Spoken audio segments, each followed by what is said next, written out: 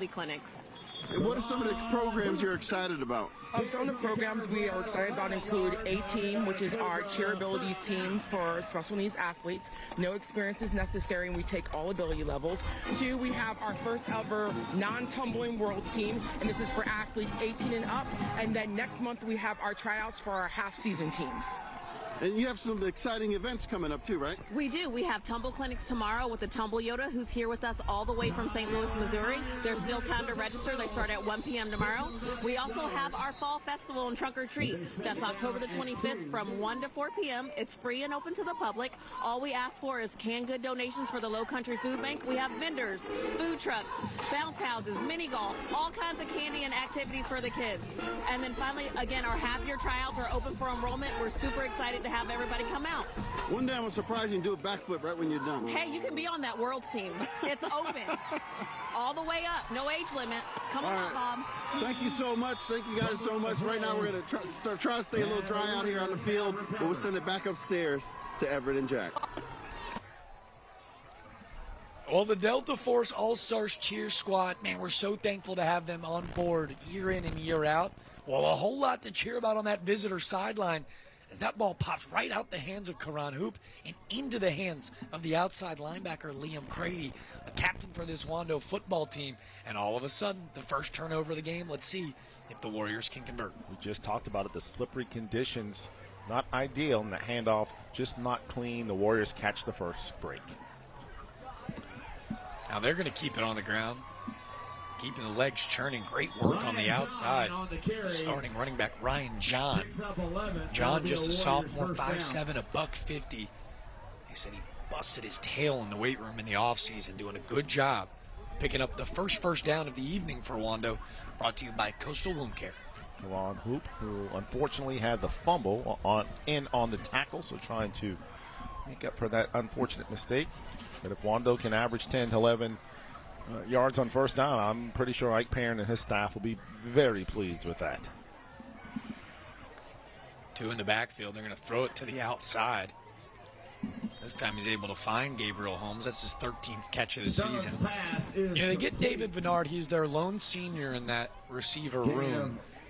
They had to learn who their weapons were going to be on the outside. And a lot of guys stepped up, one of those being Gabe Holmes, who, when we talked with Coach Perrin earlier this week, he almost started blushing when he talked about this sophomore class. Yeah, that kid is just a special kid, one of the sophomores, Cordell Holman of Cane Bay on the stop. But you're right, that sophomore class, he is very excited for the next 3 years, or this year plus the next 2 for this Wando program.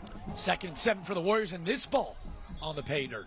Looks like John able to jump back onto it. Good work by Brody Thacker, making it close. But again, we are seeing some butterfingers so far. And again, in these situations, you really have to watch the ball into your hands. Normally on a dry situation, you kind of get that feel of repetitions, but as you see, he kind of took his eyes off for 1 second, and that was the difference in him getting a clean handoff and then obviously the fumble. Fortunately for Wando, able to retain it. Now 3rd down for Wando. Good work by Jake Glassberg to jump on that loose ball. It sets up 3rd and 8 before Harris Stone hits him with a nice silent count. It draws Cane Bay offsides to make it a much more third manageable. Yeah, now you're looking at maybe 3rd down and 3. And we've seen a lot of the signal callers here in Charleston doing a nice job of utilizing that hard count and picking up 5 free yards. And this one's going to be a juggler. It's probably going to go down to the wire, so every yard's so important. And we hadn't talked about it yet, Jack, but you have to figure even from a special team standpoint, wet turf, footing, everything's not going to be normal tonight. So, you have to be as careful as you can with ball protection. Stone's going to keep it. Design quarterback run. He's going to have enough for a first down, but there is a penalty flag at the bottom of your screen. Harris Stone keeps it, but there is a flag down. Good shot by the camera crew. Right on top of it. You can ask for a better shot. All season long, these guys have done a phenomenal job in the truck and in the scissor lift, and they're braving the elements, Jack, while we're up here just drinking hot cocoa and the AC unit, just having a yabba-dabba-doo time. Don't worry, we did our homework. Guys, Tristan Blackman, Zay Green, Marty Vermillion, Bradford Gamer, Wes Pollard. Those are all of our studs on the cam tonight. Look at these. Look at them. We're wearing it. We've got it all. We got the ponchos out tonight up in that Sunbelt scissor lift. These are the studs. We are just a byproduct. These are the studs braving this weather, dang near hurricane force winds, and they're out here going, come on, where else would you rather be on a Friday night? And the soft guys, a.k.a. the talent, we're out there shooting opens with umbrellas. You don't want to melt. Just walk up the stairs. A much shorter walk, I must admit, this week than last week at James Island. Always love coming here to Cane Bay to find the kids here. Staff always do a great job of taking care of us. Best of the business, 3rd and 8. A little RPO. Stone looking for a guy downfield. He's got a senior receiver, David Vennard, wide open. It would have been a walk-in touchdown. They get the corner to bite on a double move, and he just overthrows him. Now, I'm not sure because it was 3rd and 8. There was a penalty flag, which we thought was 3rd and 3, but it was still 3rd and 8. So not sure what happened there if they picked it up because someone definitely jumped off sides. But needless to say, the 3rd down play incomplete. And now it looks like Wando is going to attempt a long field goal. Wow, this is something. Cameron Moody, just a freshman. He's only got 1 field goal in the season. It was a long of 20. Snap good, hold good. Does it have enough distance? A bit wide right. And with 3:35 to go, Cane Bay is going to get the rock back after a missed field goal with Goose Eggs still on the scoreboard. It's tonight's Company's Friday Night Rivals, driven by Cruise Chevrolet. Get all the highlights from around the Low Country after the game on News 4 at 11.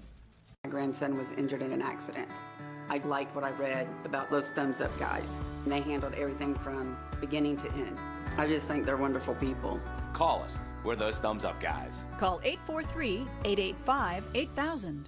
When you come home, do you love what you see? You will when you choose Hardy Siding from Contract Exteriors. Only Hardy products are engineered for climate. They're specifically designed to stand up to the heat, humidity, and hurricanes of South Carolina, helping ensure your home stays looking beautiful for years to come.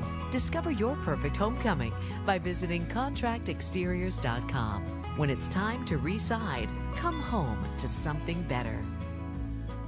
I stepped on a wood screw and I went and saw 2 other doctors and they wanted to amputate my foot. I heard about Coastal Wound Care. Dr. Gregory and his staff saved my foot. They did a wonderful job and I can walk. Contact Coastal Wound Care today. A gloomy night, but yeah, guess what? It's still a perfect night for high school football in the Low Country. If you're just joining us, Jack DeLongchamp sitting alongside Everett German. Wando, Cane Bay, the Cobras, the host site, looking to find their 2nd win of the season, 2nd region matchup. A lot of implications where, especially at the end of the season, you go, hey, this is where the region was won and lost. Hey, you talk to Russell Zaire, the head coach at Cane Bay. They're 1-4, but they've been in every game. He literally said they're 3 plays away from being, 3-2. So one of those situations where turnovers have hurt, but he's been pleased with his teammate, his team. They seem to be getting better and better each week. Is this the week that they kind of put it all together? You mentioned 7 straight losses to start the year last year. Yeah. In a region with 2 quarterbacks that are going to play Power 4 football, and they walk away victorious. Crazy. 4-yard pickup. LaRocca's going to hand this back off to Tyler Myers. Myers falling forward for it looks like about a gain of 3. And this is their recipe, right? Stay on time with the chains, make it 3rd and manageable, wear down a really good Wando defense, but especially with some of their explosive pieces, a guy like Tyler Myers, who's 6'1", 210, he can really fly. He can burn you if you're not playing disciplined football. Takes just that one offbeat, meaning not in the correct gap, and it would be a big play for Cane Bay. You go back to Myers on the outside. Great work and containment by, it looks like, for Wando, Matthew Pays and Quinn Neal this time. So I see Yoakum seems to always find his nose around the football. Also Jacob Pellick, the sophomore linebacker. I'm assuming the younger brother of Florida Gator. Yep. Justin Pellick, who was a monster middle linebacker. Jacob looking to create his own legacy as a Wando Warrior. Just a sophomore, came in today averaging about 4.5 tackles per game. He's already got 1 tackle for a loss. He comes in and forces a 4th down. In these situations, yeah, you just don't even try to catch the ball. You just, bad punt there as Wando gets a break. LaRocca nearly hits his long snapper. It almost looks like it did with the way it shot out of the line of scrimmage. Ball's going to be down at around the 46. Wando with spectacular field position. And they capitalize. We talked about it in the Open Jack, this Wando program had really kind of fallen on some hard times. And Ike Perrin, and what a job he has done, kind of just bringing the energy back to Mount Pleasant east of the Cooper. Obviously, we know there's 3 high schools over in Mount Pleasant now with Wando and Lucy Beckham and Oceanside. But what Coach Perrin has done so far is nothing short of amazing. He has a solid staff. Former Wando standout Otrey Smith on the staff as the wide receivers coach. Got Art Craig, the former Hanahan and Timberland coach. He's on the staff. So, Trey Nichols, another Wando player, kind of putting some pride back on this coaching staff, which translates to the football team, and another fumble on the play. That was Glassberg in the backfield with Stone, and it looks like Wando's coughed it up and giving it right back to him. Popping up with that football is the middle linebacker, Jackson Williams, and again, That mesh did not look right at all. It's almost like they ran into each other.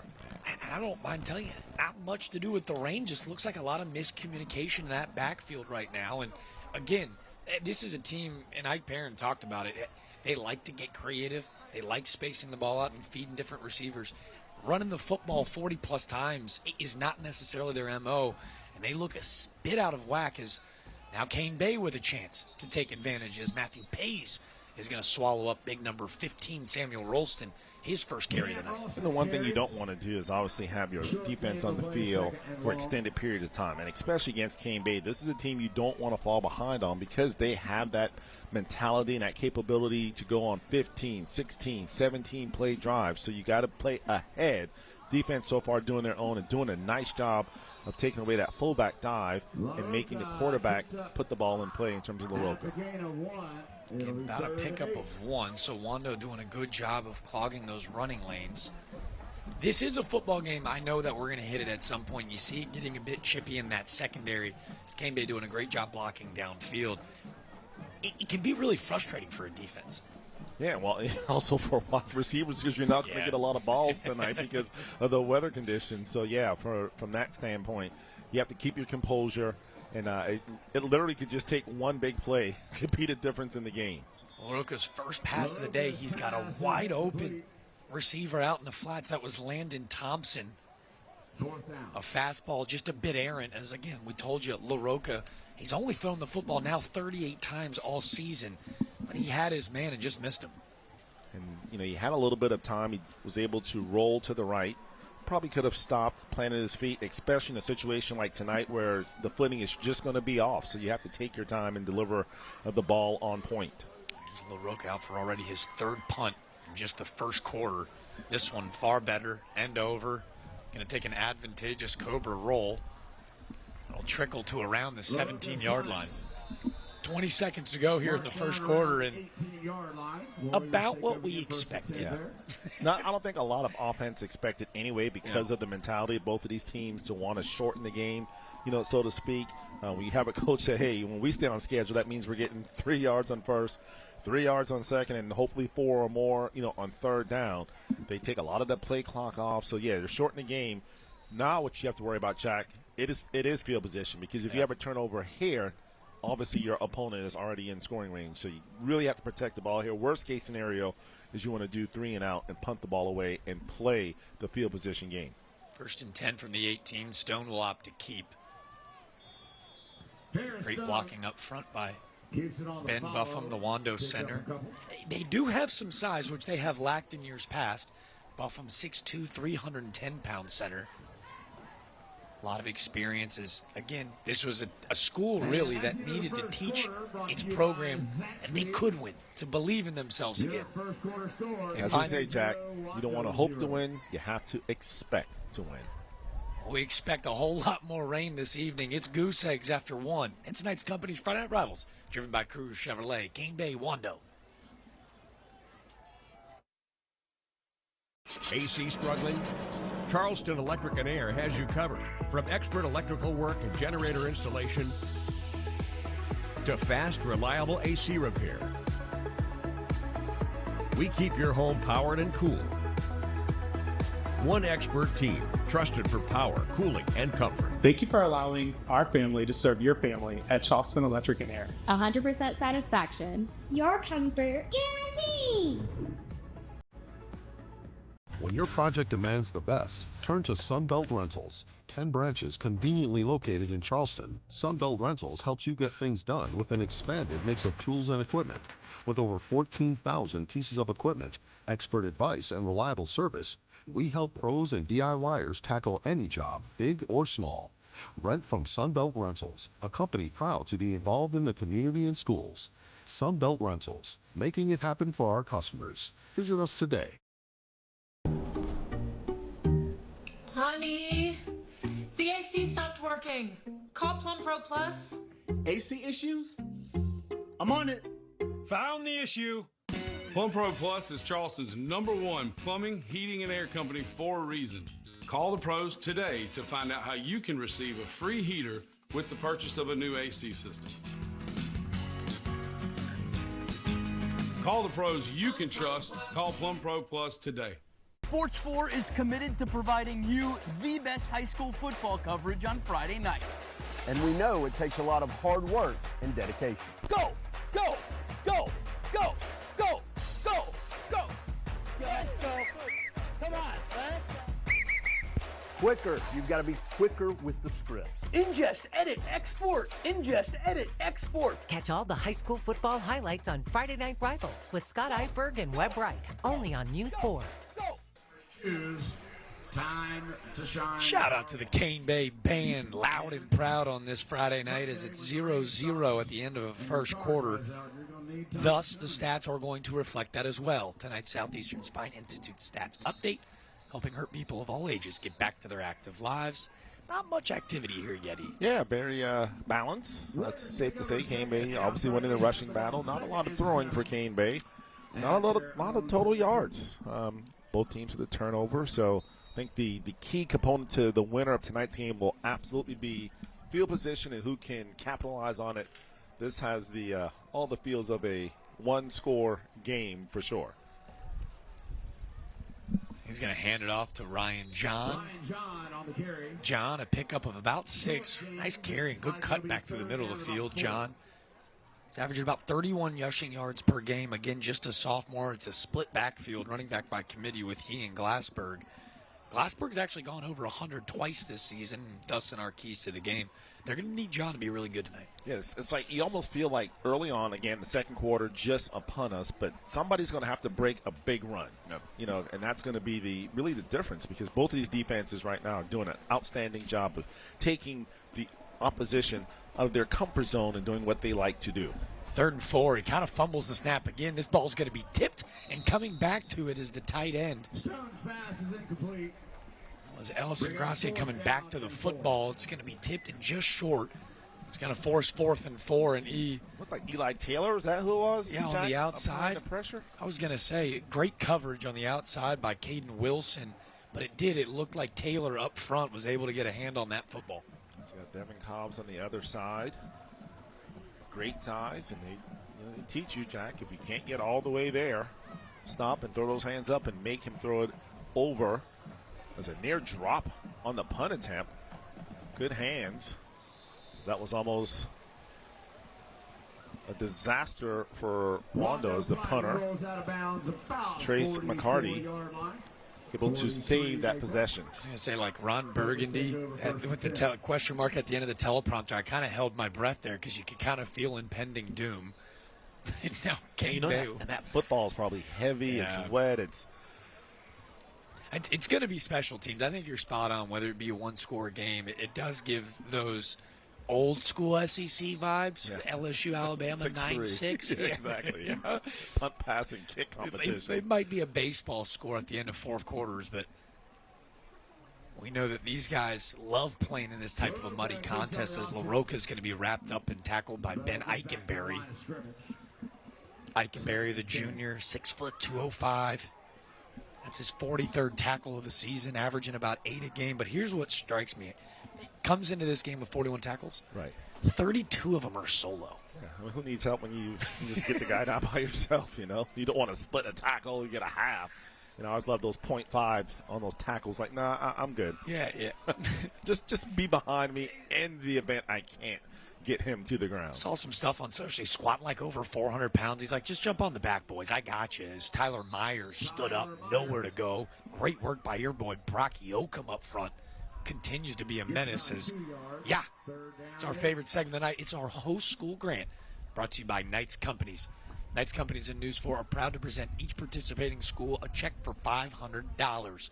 Over the past 14 seasons, FNR and our sponsors have donated over $160,000 to Low Country students and schools. Congratulations from Knights Companies and News 4, Cane Bay, Trooper Bob. Take it away, sir. All right, $500 to your school, $500 to Cane Bay. Principal Buchholz, how does the school plan on using this money? Well, today was actually the end of the first quarter, and I know our Renaissance group was going to be planning some celebrations for students and their accomplishments, so I think I'm going to give it to them, and I know they'll put it to good use. Excellent. Congratulations. We'll send it back upstairs. A 3-yard pickup by Cane Bay as their administrators are looking for a big-time 4th down conversion. After this play, we'll make sure to send it back down for tonight's Educator Spotlight. In the meantime, that's Karan Hoop in motion. And Russell Zaire is going to take a quick timeout. I think he wanted to kick it down to his principal. So in order for tonight's Educator Spotlight, brought to you by the Thumbs Up Guys, your personal injuries law firm, winning cases and winning your trust. Take it away, gentlemen.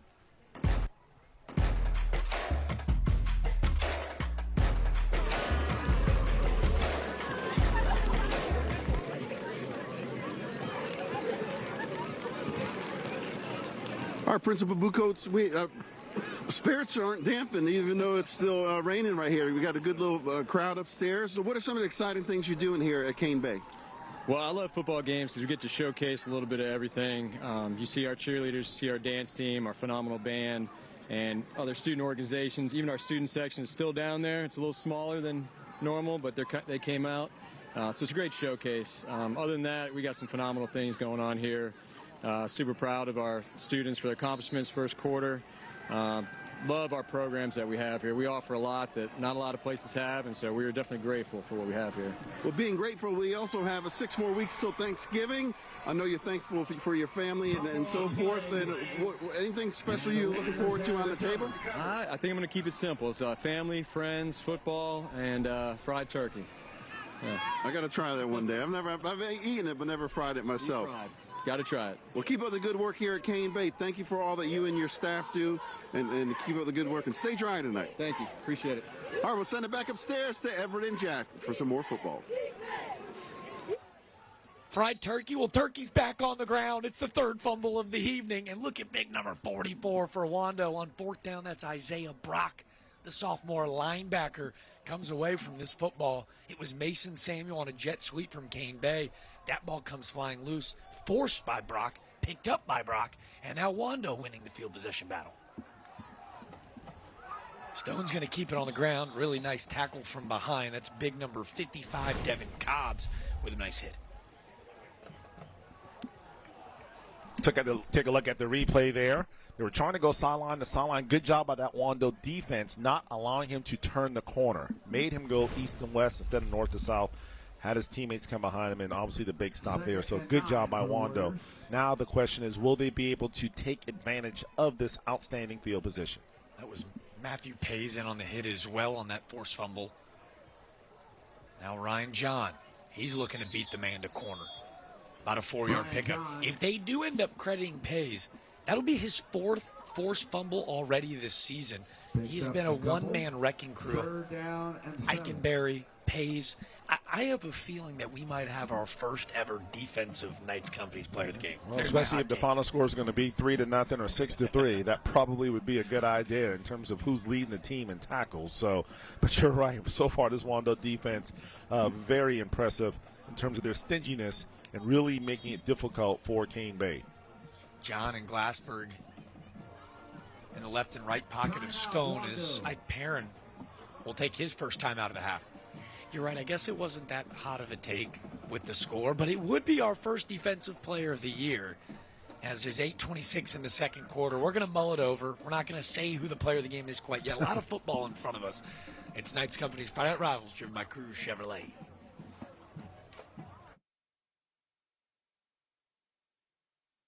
After the game, switch over to News 4 for all the Lowcountry High School football highlights. Cruise Chevy on Rivers has a new truck or SUV you've been looking for, priced right and excellent trade-in values, easy financing and no payment till January. Give it back to our community. Together, let's drive. You've got a friend in the car business. Yes, you do. Ever wonder what it's like to work at Knights Companies? It's more than just a job. It's family. Here, you're not just another employee. You're a valued member of a team dedicated to excellence and innovation in concrete construction. We're united by our passion for building the future together. Join us at Knights Companies, where your career thrives in an environment that values people, integrity, leadership, and excellence. Discover why our team is at the heart of everything we build. You've got a friend in the car business. Certified pre-owned GM vehicles, easy financing, and Car Bravo warranties with no payments till January. Cruise Chevy has that and more, and we're giving back to our community. Together, let's drive. CruiseChevrolet.com. If you're joining us for the first time this evening, it's Wando Cane Bay out here in Somerville, South Carolina. Jack DeLongshaw alongside Everett German. Well, you haven't missed much if you're just joining us. It's been a defensive affair, if you will. Tom Amansky would be proud in terms of playing. Granted, he uses baseball, but you know what? Defense is defense. Offense wins games. Defense wins championships. Whoever plays the best defense tonight is definitely going to win this game. Big 3rd and 7 for Wando. Stone will roll out to his right. He's got his check down man. Brilliant play call. It was Ryan John out in the flats. That's good enough for a contract exteriors first down.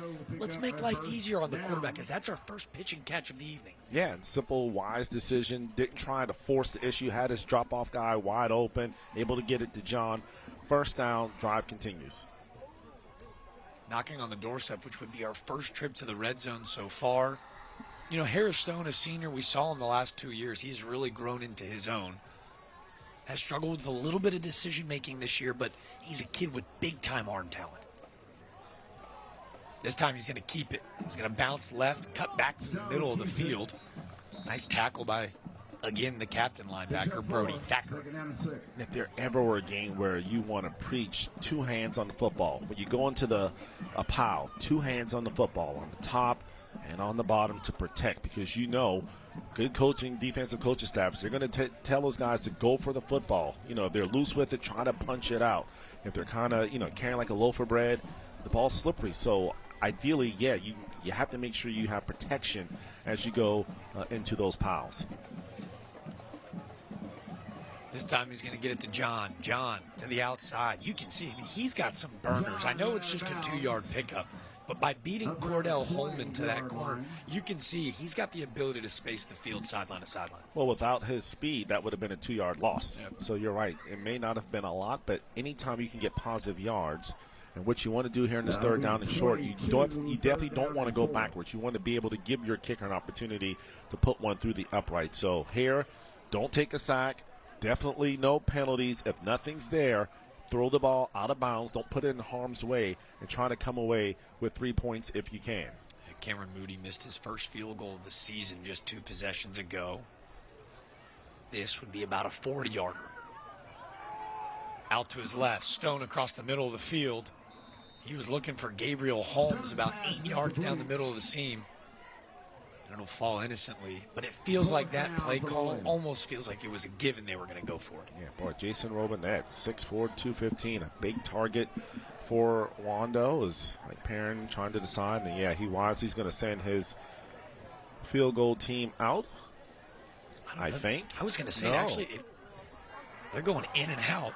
There's quarterback to quarterback. They hit us with an audible upstairs. That was Jake Beck, the big receiver who looked like he was going to come in and take a direct snap. And here comes Harris Stone back out.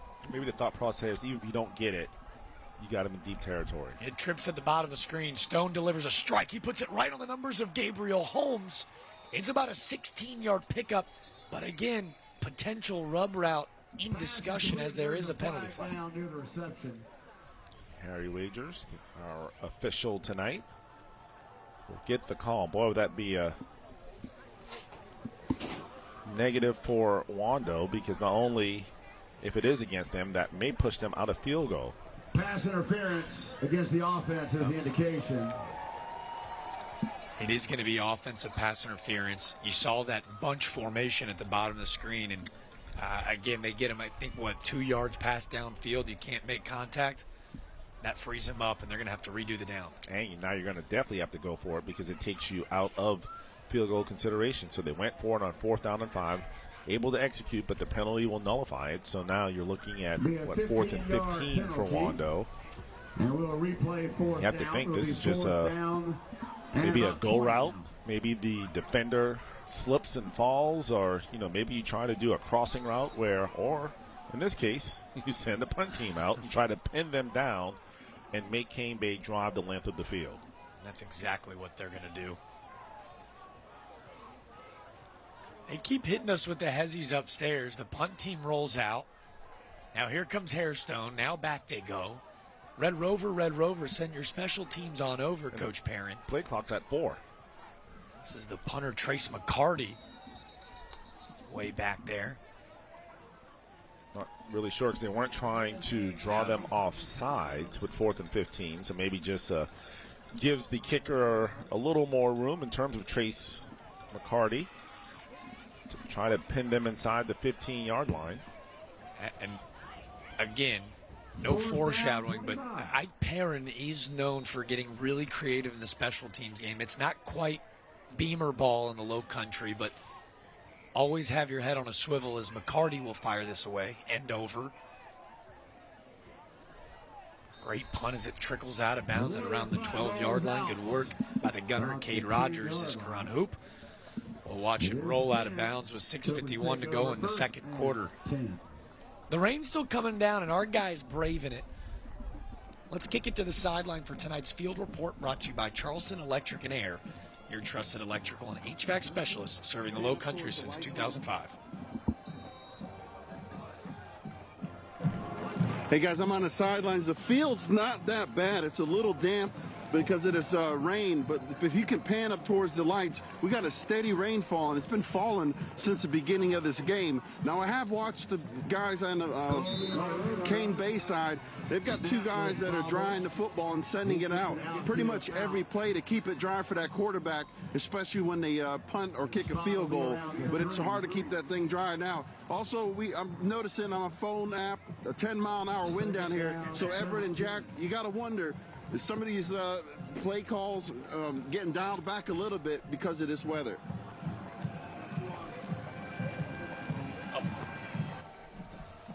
Big time sack pins Cane Bay right up against their goal line. Look at the big fella. We've said his name a ton tonight.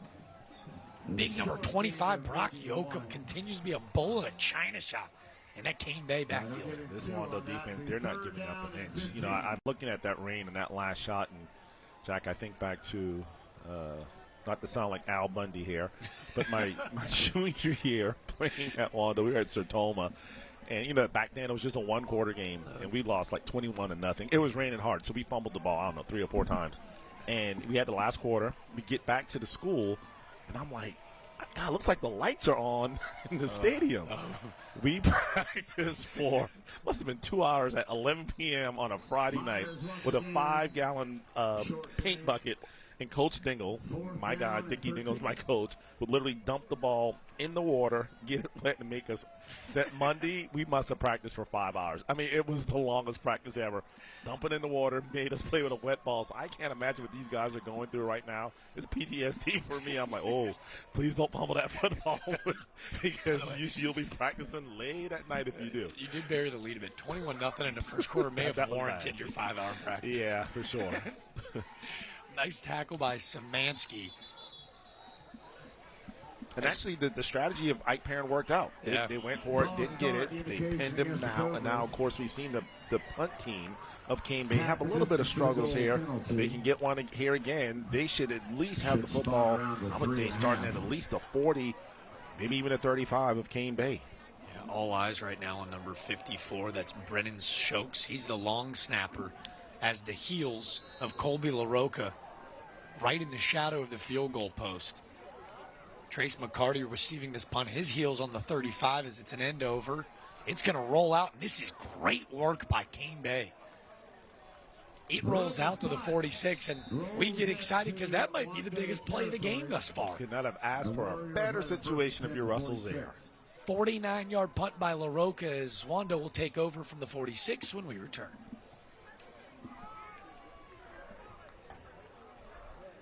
I call thumbs up guys after my work accident. No matter what I had, I can call my attorney at any time. They stuck to their word on everything.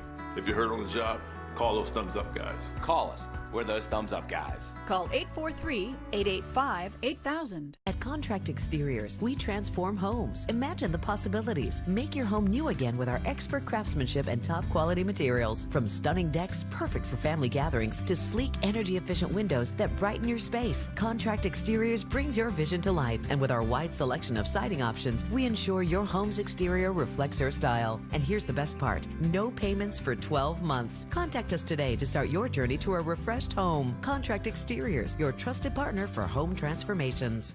When I first came to Coastal Wound Care, I was on crutches. I thought I was going to lose my leg, but Dr. Gregory assured me that he had everything under control. Now I'm at the point where I'm able to walk and the wound is healed. Contact Coastal Wound Care today and start healing. Closed captioning is brought to you locally by 1-800-GOT-JUNK. We make junk disappear. Oh, let's go. Goose eggs, but we're fired up here. Our camera team, the very best in the business as we stay dry inside. They're busting their tail to put on the best product imaginable. Somebody needs to send Tony Pope or Bill. Well, best GM in the game will take care of it. Mary Margaret, you know how to go find them. That's right. Get on that school bus and head on over there. There's not going to be a happier segment on tonight's broadcast than tonight's stop of the game. During the fourth quarter of tonight's game, we'll be highlighting the school bus stop of the game. Remember, the law in every state requires drivers to always stop for a school bus when the stop arm is out and the red lights are flashing. We're going to have a lot to pick from. Yeah. I mean, this has been an old-fashioned knockdown AFC North. Steelers, Bengals, Ravens. 3-0. This guy looks like he was born to play in this game. That's Jake Glassberg. We talked to Ike Perrin in our interviews earlier this week. He looks like he's just one neck roll shy away of playing in the 80s. He goes, he's got a little bit of that Cam Scattaboo in him where I would be not surprised to see him turn around and headbutting his helmet into a wall. He was a sophomore last year, and he's now a varsity guy that earned the right to be here, worked his tail off in the weight room. Excited to watch Six. Had a couple of big games early on, well over 100 yards rushing. Is Brody Thacker there to run him out of bounds? But yeah, everybody needs a Glassberg kid. You don't want a kid that's just a little off. You know, one that like busts his head open and like licks the blood. You know, because he's just that tough guy. He's a football guy. Oh, man, tough tackle on the outside. Jamari Blandon. He's the senior corner. He's a captain in that secondary. He said, man, this guy is a real ball hawk, but doing a great job of tackling out in open space. Anytime you can get your opponent down in open space, you've done a great job, especially as you see these kids now so shifty, so athletic. You know, that ability to kind of, as we say, break ankles. So nice tackle by Blandon. That's a big third down coming up for Wando. 3rd and 11. You keep it on the ground, or you maybe dial something up through the middle of the field? You just don't want to make that mistake. So you just have, try to put it on the ground and see what you can get, unless you can get him rolled out in an RPO situation. Stone going to hit his check down. That's going to be off the hands of number 7 on the outside. That's Graham Robinson. Robinson, who two-ways on the defensive line and at tight end, drops his first target. You joke about it. You talk about this could be the first time we've had a defensive player be the player of the game. This might be the first time we have a punter be the player of the game, because these punters are getting a lot of airtime here tonight, and they're doing a great job of trying to flip this field for their offense. So how often, as you see Trace McCarty, clean snap, firing away, doing a great job, another great roll, as this one's going to be off the hands of Hoop. Hoop looking to make a man miss. He'll be tackled. Great work in the secondary. Is that big number 19 for Wando, Oliver Todd.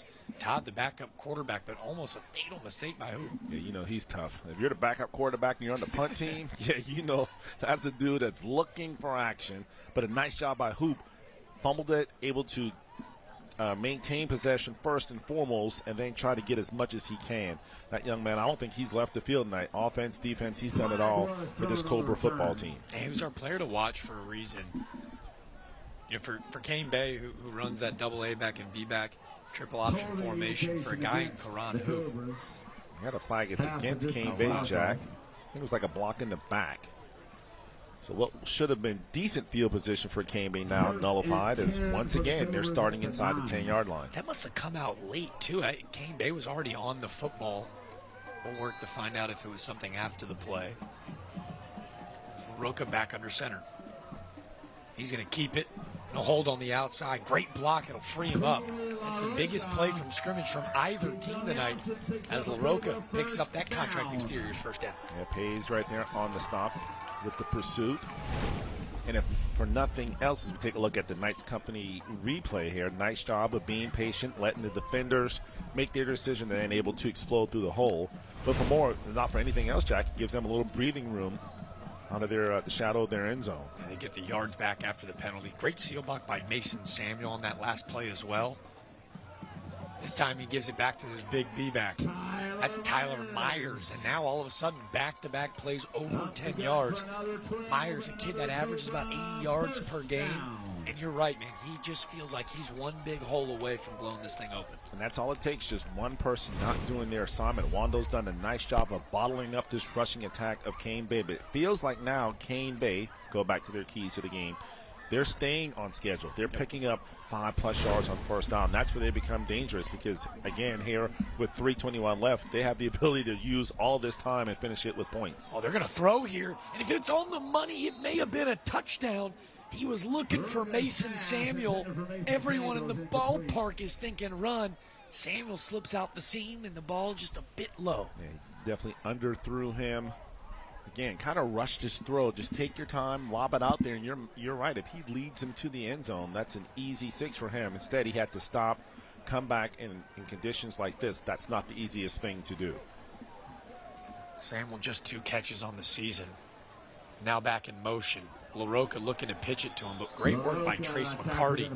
Shutting down that spot on the outside. It's going to force 3rd and long. So Quinn Neal on the stop for Wando. You can tell, Perrin told us, 2 days of nothing but Kane Bay. They've done a nice job of taking away that the first, I guess, target would be that fullback dive, and then making the quarterback make a decision. So nice job defensively by Wando. This is a Wando team. They're not going to overwhelm you with speed and athleticism. They're just tough, hard-nosed guys that have a nose for the football and have a tendency to be in the right place at the right time.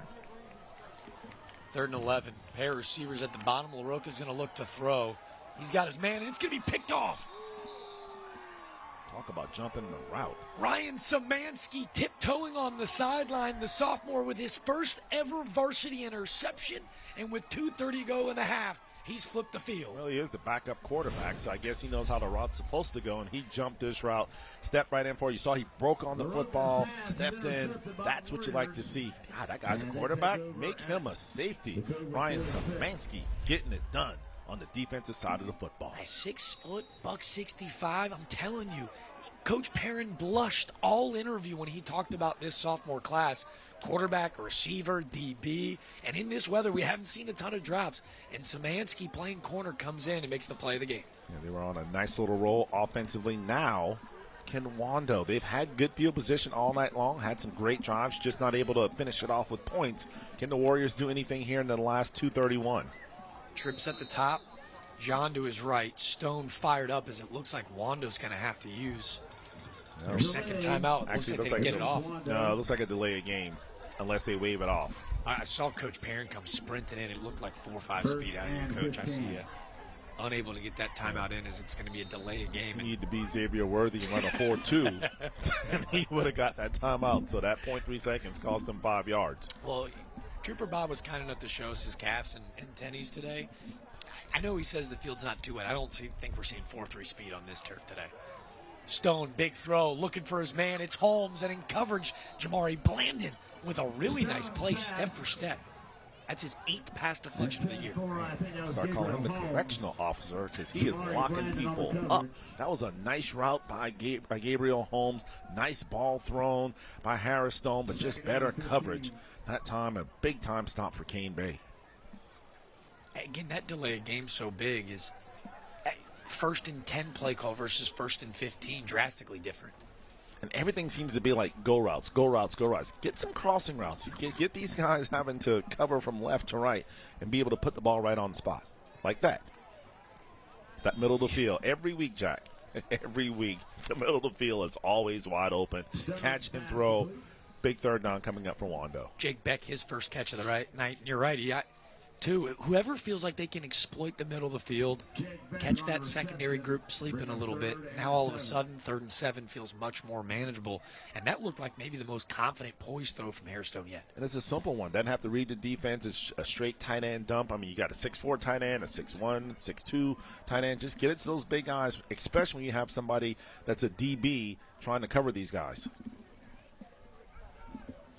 Stone rolling out to his right. He's being chased from behind, looking on the far sideline. He had his man.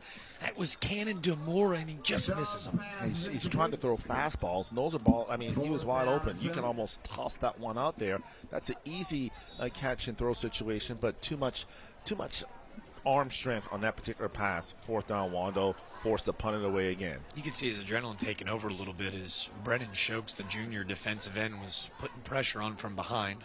It's his 5th quarterback hurry of the year, has not gotten that sack yet, but does just the same as it forces Wando to come out and punt with Trace McCarty yet again. And it'll be interesting to see the adjustments that the Wando coach, because they're definitely wanting to throw the football.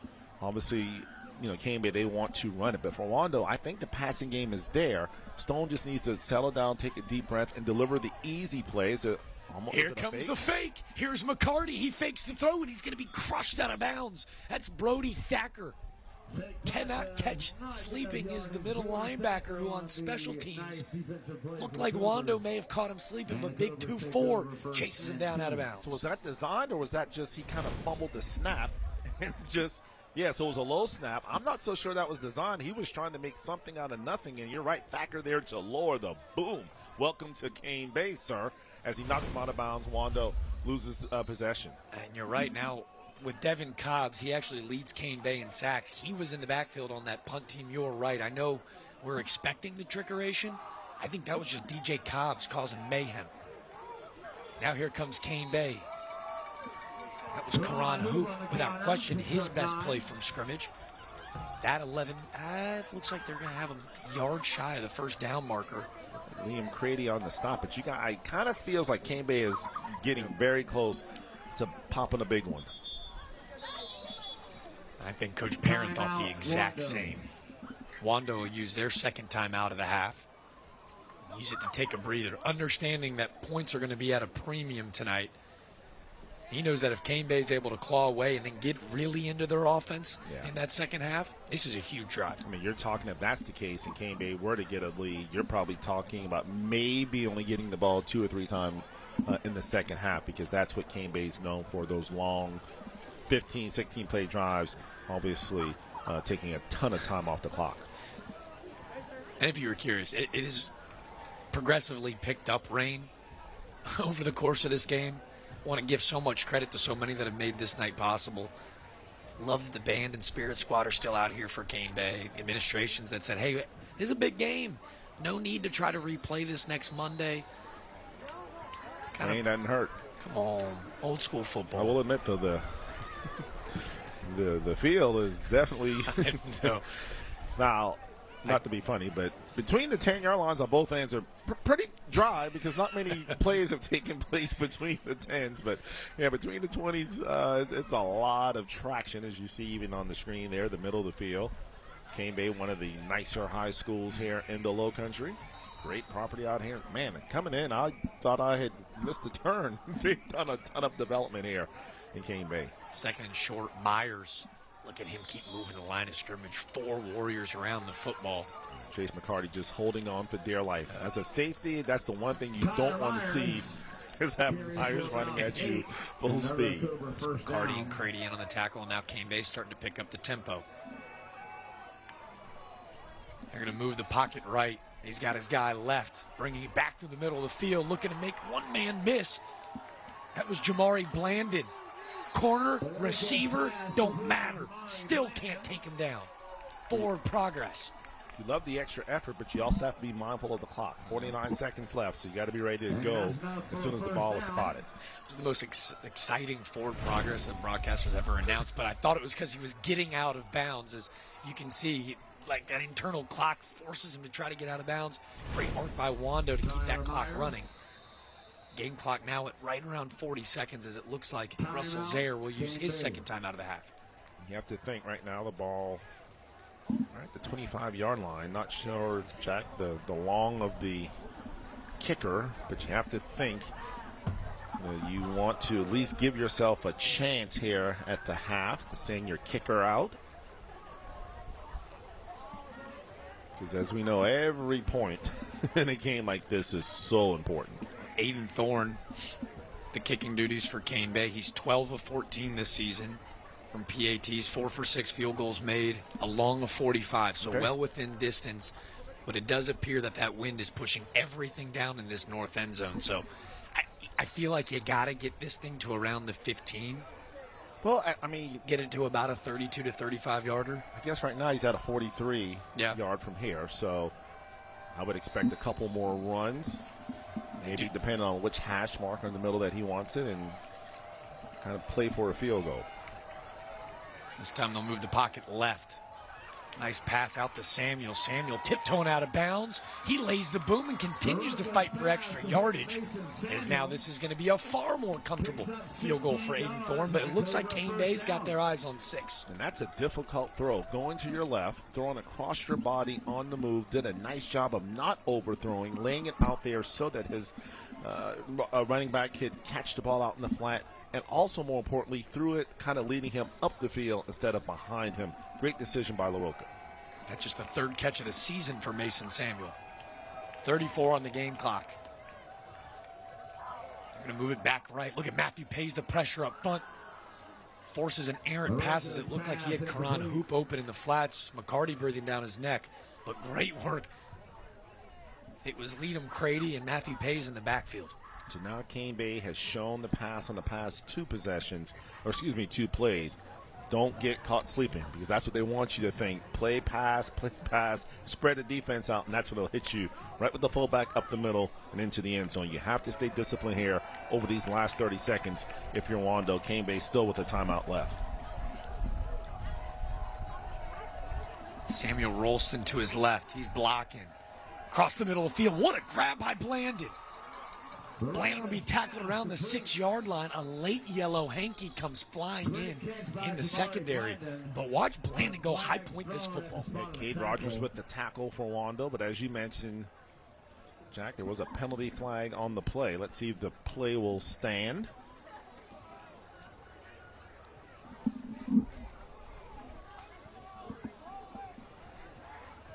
Put it on the record, too.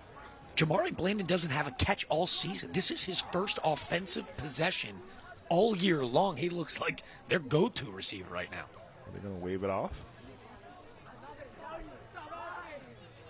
Huge announcement on hand. Oh, wow. Personal foul, roughing the passer against Wando, so that'll be half the distance to the goal. And the beauty of it, Jack, with that one timeout still left for Cane Bay, the run game is not out of the question here. Take a look at the replay. LaRocca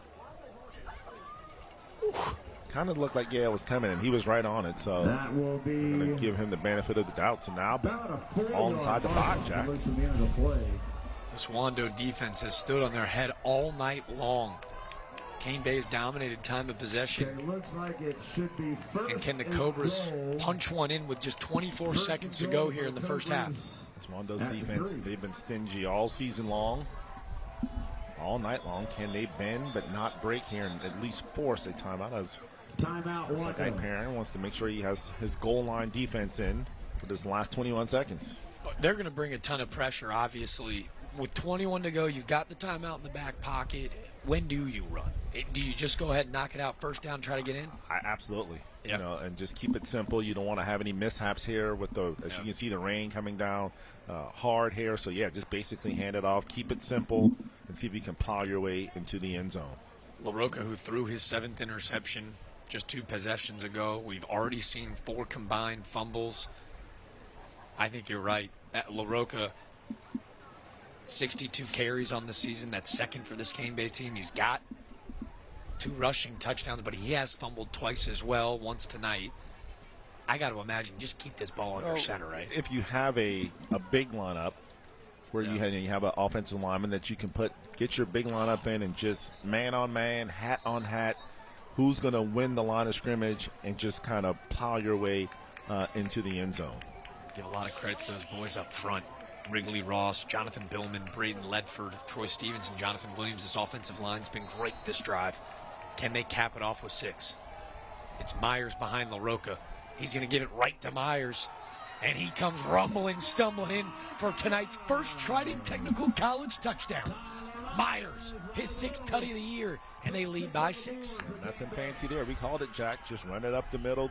That offensive line of Cane Bay, massive in size. Wando defense, they kind of held on for as long as they could, but give credit to Cane Bay there, and Myers able to punch it in right before the half. Tyler Myers, 6'3", 205. Man, this kid looks like he should be playing on Saturday, still awaiting an offer, but Russell Zaire said, man, he has been the backbone of what we have thrived to do offensively for the last 3 years. He's bought in. He's an incredible practice player. For someone who runs as angry he does, sometimes you want to pull back on the leash a little bit during the week, but hey, man, on Friday nights, it's go time. And he sets the tone. He's a leader. Guys look up to him. They see what he does. They want to actually perform just as well as he does, whether it be on the practice field or in Friday nights once you turn the lights on. So those are the types of guys you want in your program. Those are the ones that are going to lead you this season and beyond and kind of set the tone for what Cane Bay football wants to be known as. A couple big-time throws by Colby LaRocca. His response after the interception, he had 3 completions on that drive, both outside the tackles. And you mentioned it was a really nice throw rolling out to his left for Mason Samuels, just 3rd catch of the year. The all-important extra point, or are they going to, looks like they're going to go for 2, Jack. Well, we're not even going to mess around with the field goal unit tonight if you're Cane Bay. Because with the conditions, this absolutely would be a muff, block punt, pick up, and run it back for like that Cowboys-Packers Monday night game, right? If it ain't broke, don't fix it. How about Hope? Look at the hands flying into the end zone. Cuts it back upfield. That's a big-time 2-point conversion.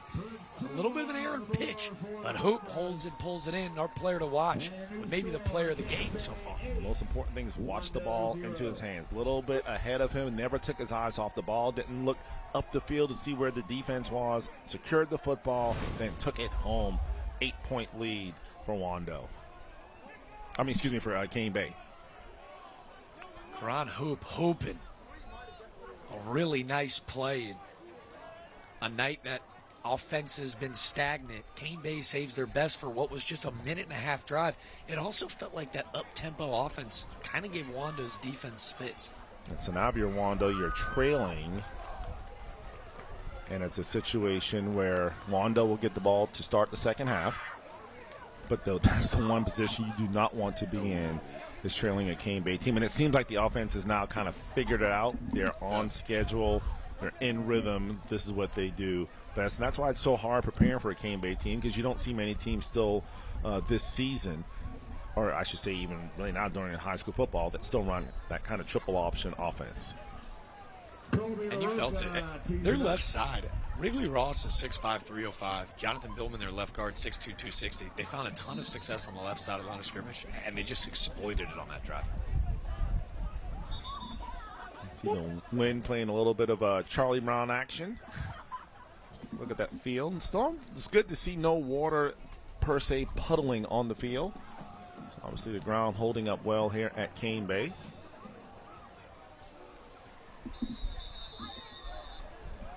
Wes Pollard showing us field services, our on-field camera guy. They'll have 1st and 10. Telling you, our crew, the best in the business. Cooper Daughtry on replay, Mike Luongo on graphics, Mario, our red hat, the best in the business, Nick Case directing, and the man running the show, producing, Cole Smith. Those guys just get it done week in and week out, and much like football, as the season goes on, we're all getting better. Heck yeah, man. They were out here battling the elements, setting things up. And the home squad is fired up about it.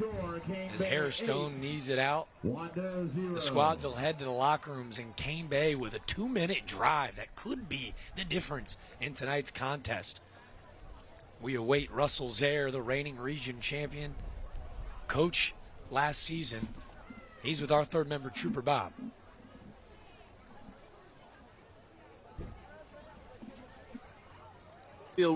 Down here on the field with the coach. Coach, you're playing with the elements. Both teams are. We got 11-mile-an-hour wind, steady rain the whole game. How's your team performing so far? Well, that's pretty ugly first half. But, you know, with the conditions and all that, we were fortunate to have the opportunity to punch one in right before the half. So, you know, it ain't getting no better out here. So hopefully we'll come up with something we can do to move the ball a little bit better and keep them out of the end zone. Well, you were able to punch it in and get the 2-point conversion. And what do you want to see more from your offense in the second half? Your defense is certainly holding them to no point. First downs. First downs. If their offense ain't on the field, they can't score. So we need to get some first downs, get some more points on the board, and, you know, have a chance to get this thing put away. Best of luck in second half, Coach. Thank you very much for your time. As you guys are upstairs in the booth, you can see the steady rain falling, but what I've seen from the sidelines that Cane Bay had success is those little dump passes within 10 yards of the quarterback, and they've had success moving the ball down and then scoring. For the kick for cash, Landon Merck. Sideline reporter, quarterback guru, Trooper Bob's got it all for us. How awesome is Russell there, though? Come on. Hey, the man's just honest. He is, man. Best in the business, looking for more first downs. But before we get there, it's the News 4 halftime report on the other side. 8-0 Cane Bay on tonight's Knights Companies. Friday Night Rivals, all driven by Crew Chevrolet. Halftime report on the other side.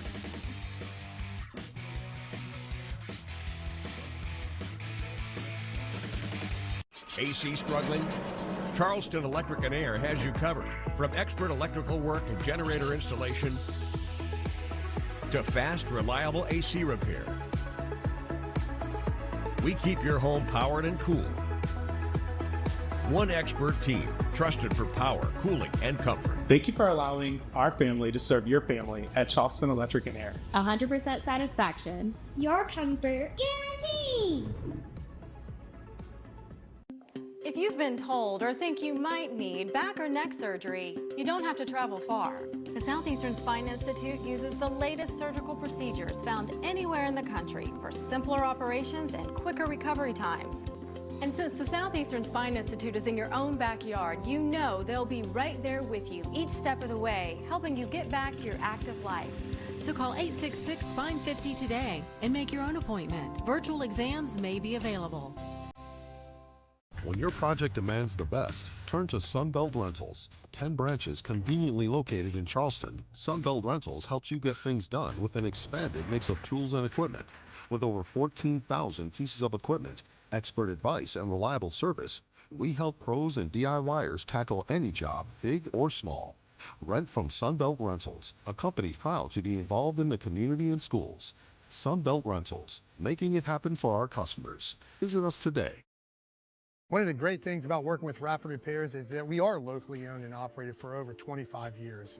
Doing business with Rapid Repairs, you get one of our great technicians or a representative of our management team, but also to have a peace of mind that we as owners are vested in our community. We live here, we've grown up here, and we continue to serve our community. Rapid Repairs offers an extensive list of home repairs from underneath your house, in your crawl space, to your roof and everything in between. If your home needs repairs, call Rapid Repairs.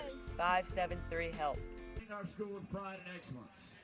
Their leadership, musicianship, and welcome to the Friday Night Rivals News 4 Halftime Report. News 4, working for you. An 8-0 ball game, a touchdown late by Tyler Myers gave Cane Bay a quick one-score lead, a 2-point conversion from Karan Hoop, and they lead by 8 as the News 4 Halftime Report rolls on. Each week, Thumbs Up guys are proud to highlight a scholar athlete from each participating school. The student selected will have an opportunity to win a $5,000 scholarship at the end of the season. Tonight's scholar athletes are first for Wando. It's Miss Callie Casaza. A 5.266 GPA. Everett, I did not know GPAs could go that high. Yeah, well, if you add you and I's GPA together, then it'd be probably 5.3. We still wouldn't make it, as Callie Casaza with a 5.2 actually led the varsity team to their SCHSL state championship just a season ago.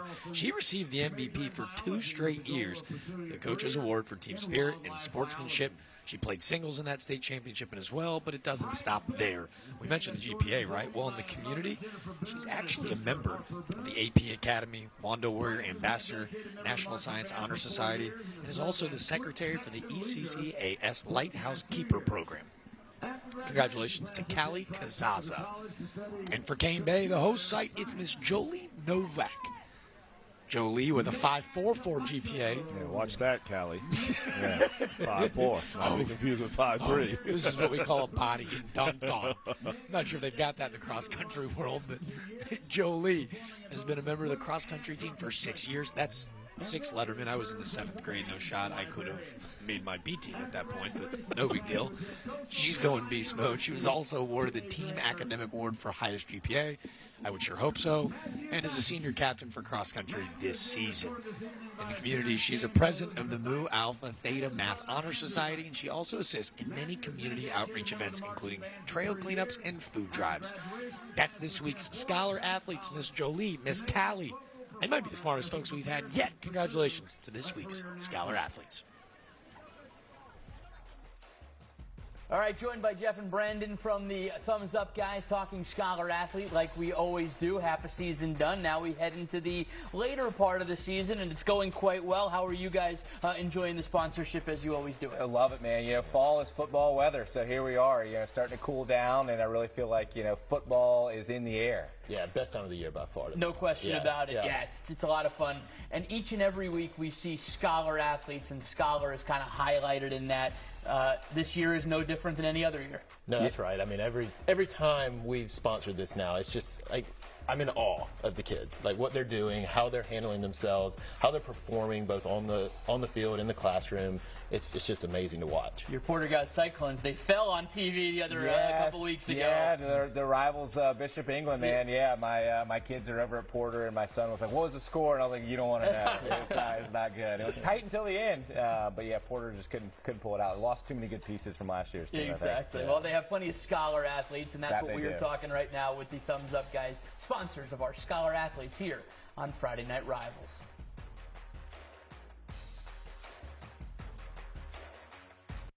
Are you ready to make junk disappear? I'm so looking forward to this. We make junk disappear. All you have to do is point.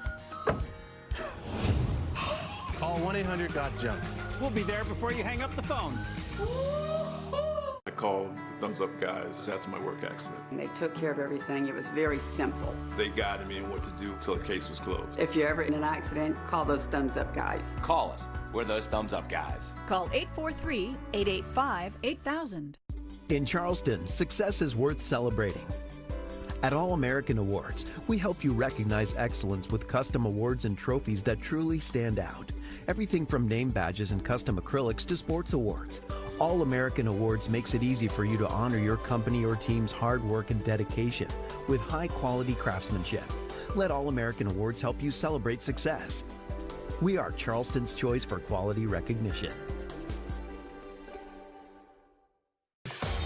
Delta Force Athletics is the home of Delta Force All-Stars, Charleston's premier cheerleading and tumbling center. Our 10,000 square foot facility allows your child to discover their athletic ability, regardless of skill level. Now enrolling for after-school programs and recreational tumbling. The fun never stops. We host birthday parties and Friday night open gyms, too. Visit our website to sign up today. Delta Force Athletics. Don't miss your chance to join the force. Do you or someone you care about feel anxious about visiting the doctor for the first time? From the moment you walk through the door, at Coastal Wound Care, we treat every patient like family. Contact Coastal Wound Care today. Are you ready to make junk disappear? I'm so looking forward to this. We make junk disappear. All you have to do is point. Call 1-800-GOT-JUNK.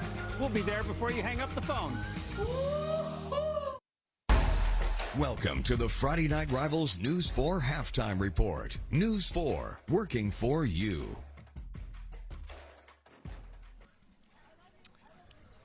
Welcome you back into Low Country. It's the News 4 Halftime Report.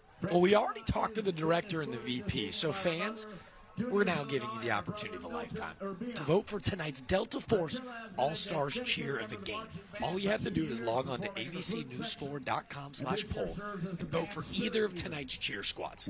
Cast a vote for the Delta Force All-Stars Cheer of the Game results later tonight in the fourth quarter. First, we got a road squad. We know you're at home watching us. Go ahead and make your vote.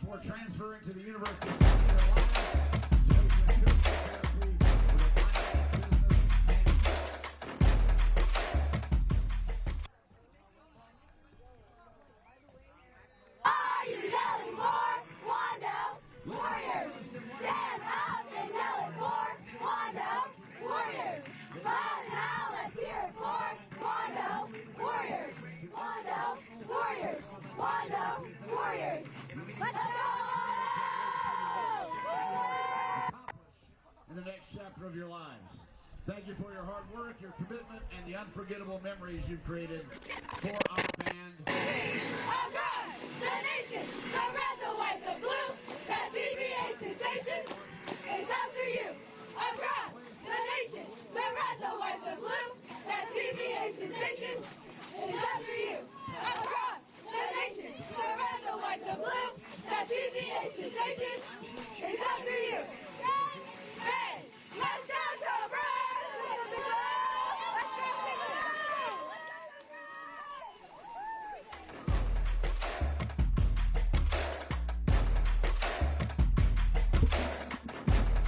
Cast your vote. These young ladies are absolutely crushing it in the rain this evening.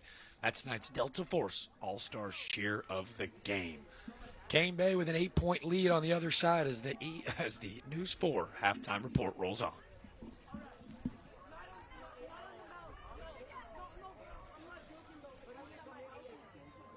Are you ready to make junk disappear? I am so looking forward to this. We make junk disappear. All you have to do is point. Call 1-800-GOT-JUNK. We'll be there before you hang up the phone. My grandson was injured in an accident. I liked what I read about those thumbs up guys. They handled everything from beginning to end. I just think they're wonderful people. Call us. We're those thumbs up guys. Call 843-885-8000. When your project demands the best, turn to Sunbelt Rentals. 10 branches conveniently located in Charleston, Sunbelt Rentals helps you get things done with an expanded mix of tools and equipment. With over 14,000 pieces of equipment, expert advice, and reliable service, we help pros and DIYers tackle any job, big or small. Rent from Sunbelt Rentals, a company proud to be involved in the community and schools. Sunbelt Rentals, making it happen for our customers. Visit us today. What if you could change your future in just 1 or 2 years? At Trinity Technical College, you can invest in yourself and see real results. And with low or even no-cost tuition, your education is one of the best investments you can make. It's called ROI, a return on investment. That means what you put in today pays off for years to come. Greater job satisfaction. More financial freedom. A better future. College is worth it, and so are you. I stepped on a wood screw, and I went and saw 2 other doctors, and they wanted to amputate my foot. I heard about Coastal Wound Care. Dr. Gregory and his staff saved my foot. They did a wonderful job, and I can walk. Contact Coastal Wound Care today. Are you ready to make junk disappear? I am so looking forward to this. We make junk disappear. All you have to do is point. Call 1-800-GOT-JUNK. We'll be there before you hang up the phone. Closed captioning is brought to you locally by 1-800-GOT-JUNK. We make junk disappear. The best Thursday night lights and Friday night rivals highlights from across the country. Churchill hands to Ron. Nice cut move and a hurdle. He's still on his feet. Are you kidding me? Caleb Ron, touchdown. Oh my goodness. goodness, what did he just do? Empty set now for Drahol. He's going to air it out, taking a shot deep. Oh. Making the catch in stride is Tabitha. Touchdown, McCauley. Fortier just unleashes one to Tabitha. Look at that. Just a cannon down the field. Tabitha gets behind the defender. Fortier with the throw. And here's Rios. He can change it in a hurry. Breaks it outside. There he Breaks goes. another tackle. He's at the 30. He's at the 20. Got one man to beat. Sidesteps him and goes to the end zone. Dives for the touchdown. Second down and 10. Here's George. Running through tacklers. First down and more. Look out. George, one man to beat. Touchdown Baylor. 60-yard. Moore is going to go around the right side. Have the play. The ball's in the air. The ball popped up, scooped up. It's picked up by Wando. Down the sideline we go. This is number 0. This is Coakley. Coakley, green grass and opportunity. That's 6 on the board.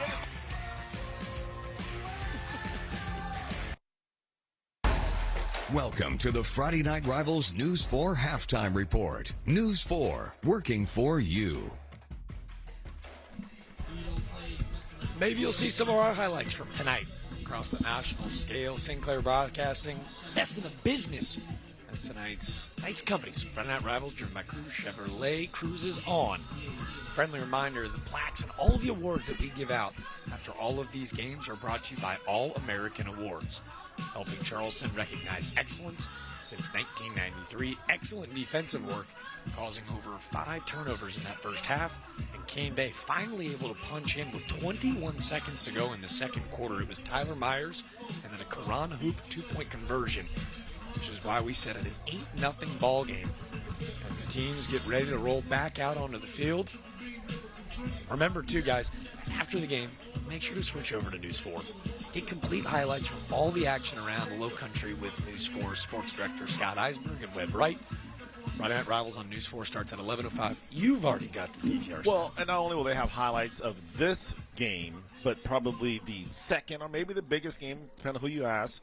Somerville, James Allen. We saw James Allen last week. Jack, you and I off the air like, this team's got a chance. Just pulled up at the half. John McKissick Stadium, Somerville 7, James Allen 6. So it's defensive onslaught all over the place. It's raining all over the place. It's raining, man. Hallelujah. You know? Or as Millie Vanilli said, blame it on the rain. I got no problem. You probably know. Do you know Millie Vanilli? Come on. Come on, better nephew. than that, Uncle. Come on, man. You're a young guy. It won't be raining tomorrow in Columbia, Missouri as Alabama roll to town to battle the Tigers. That's a sleeper. Bama, 2 tough games. Better be ready. Oklahoma against Texas. The Long Chops Bowl.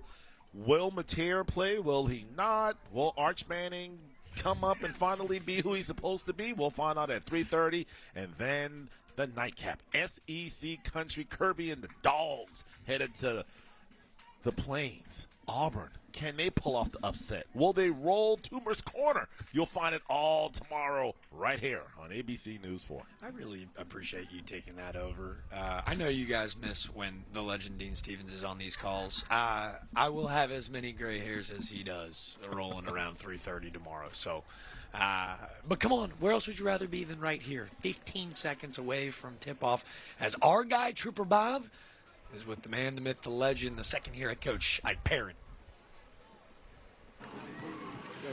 Hey, Coach, you just came out of halftime. A lot of football left in the second half. What was the message to your team of the first half play? Defense played well. We just gave a couple of things. Offensively, we just got to put the ball in the box. That's the end of the day. We got to play for 24 minutes here. Our guys got to buy in and do little things right. That's what we got to do. Coach, you got 11-mile-an-hour wind here on the field, been here all the first half. Also, the steady rain been falling. Is that affecting any play calling, or are you able to use all your plays? Not really. We kind of cut back on it a little bit, but we got to be able to run the ball. And a situation like this is no different than cold Novembers or Decembers, so we got to be able to run the ball when it's time. Best of luck in the second half, Coach. A lot of good football left. Thank you for being here today. Yes, sir. Thank you. All right. I'll send it back to you guys. Brothers, I'll tell you about this 11-mile-an-hour wind here on the field, but we'll flip this inside out, and we'll send it back upstairs. Is there? Oh, that's a good one. Can our broadcast team screenshot that, make it my phone saver? Oh, There's something man. to laugh about as we roll to break. On the other side, we'll have kickoff.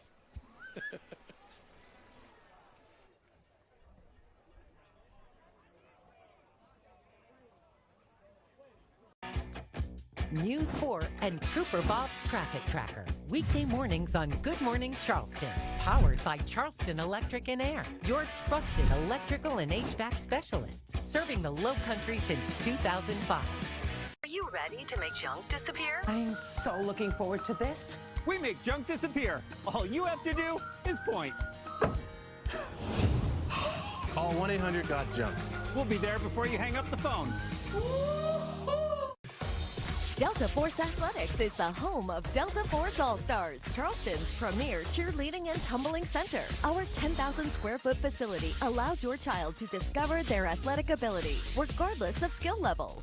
Now enrolling for after-school programs and recreational tumbling. The fun never stops. We host birthday parties and Friday night open gyms, too. Visit our website to sign up today. Delta Force Athletics. Don't miss your chance to join the force.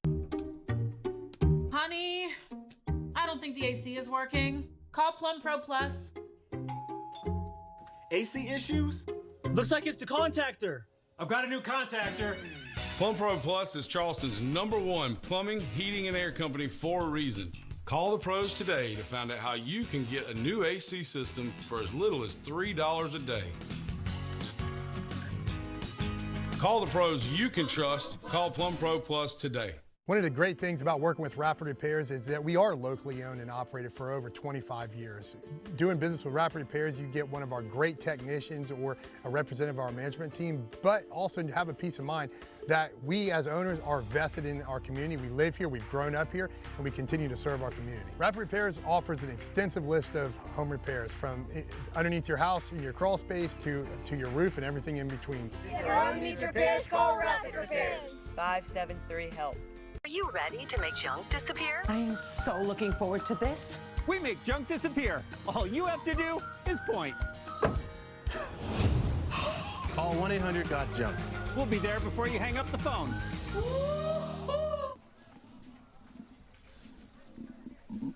Well, we've got more football on hand as the second half just moments away. It's Tonight's Company's Friday Night Rivals, driven by Cruz Chevrolet.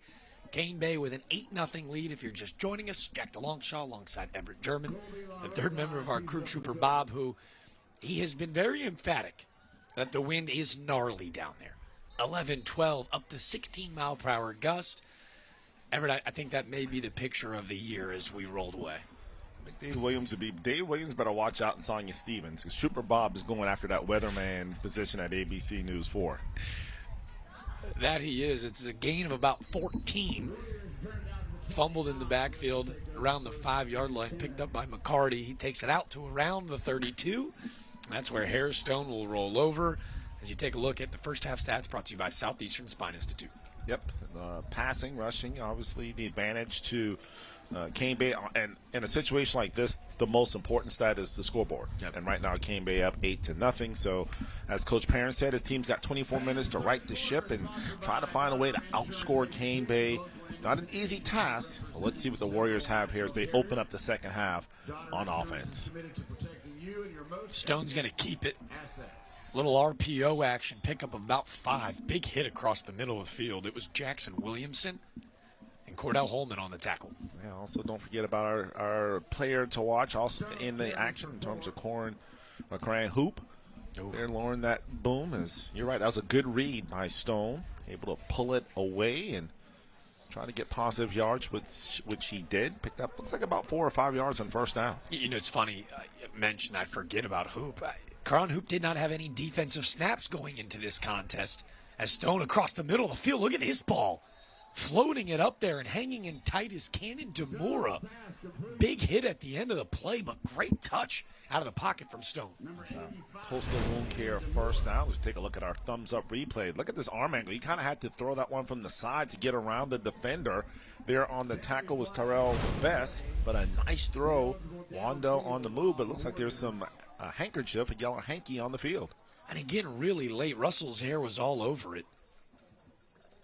And that's just a dagger for a Wando offense who's been begging for big-time plays down the field. And unfortunately, their two biggest plays were all negated by penalty. So we heard Coach Perrin talk about it as we talked to him this week about just the need to be disciplined and to play clean footballs. He worked so hard to get those positive plays, only to have them negated. It's going to make it about 2nd and 11. DeMora in motion. John to his right. John now in motion. Stone will catch and deliver. They've had success out in the flats as Ryan John will break a tackle. Pushed out of bounds by Brennan Shokes. Nice job making that first defender miss. And when you see the athleticism and the speed of John, you kind of want to see him maybe a little bit more out in the open, maybe on the wide side of the field where he can really do some damage. That sideline is acting as an extra defender, so not really able to really show what he can do with the football in his hand. And to your point, it looks like they're going to bring that football back. It was only a gain of about 3 as it looks like John stepped out of bounds before the yards after contact. What's Holmes, Vennard, and DeMora at the bottom of the screen. John out in the flats. Stone will step up, go through his progressions, pressured by Cobb. He's going to step back through the middle of the field. And how about Harris Stone? 3rd and 9, needed it desperately, and he delivers. Already Blandon on the stop for Cane Bay, and that's just a big-time play by the quarterback, Harris Stone, making it happen. Definitely needed as they're trying to continue this drive. Stepped up in the pocket, didn't allow the pressure to affect him. Big first down for Wando. That first down brought to you by Coastal Wound Care, the best in healing. John slips out. Jack, you can see that field really starting to kind of come apart now. A lot of action has happened. We talked about it between the 30s. Just lost his footing there. And in terms of being able to plant and turn, going to be a little difficult for both football teams here in the second half. And Everett, I ask you, this is why I'm curious. I wonder if we see a lot more of Harris Stone on the ground this half. He actually averages about 44 rushing yards per game. That leads the team. 2nd 10. Here is Stone to go. He's going to beat him with his legs again. Jamari Blandon will trip him up, but not before a 9-yard pickup. That play's working well. Just the quarterback run up the middle. They've done a nice job of negating the run on the outside, and give credit to Stone just being able to step straight up in the pocket. The offensive line doing a great job opening up those running lanes, and now a much more manageable 3rd down and short for Wando. We saw in that last passing play, it was Devin Cobbs and Brennan Shokes. They've had a ton of success, Cane Bay has, getting pressure from those positions. Running that 4-3, maybe it's time to take advantage of the middle of the field, as this is a key 3rd and short. He's going to kick it to John. John with a nice juke move through the middle of the field. Falls forward. And another Coastal Wound first down. Bottom of that pile for Cane Bay on the stop was number 54. Brennan Shokes, junior defensive tackle. Check that. Maybe it was that 64. I think I said 54. I believe that was 64 in on the stop. Of course, that would be Troy Stevens.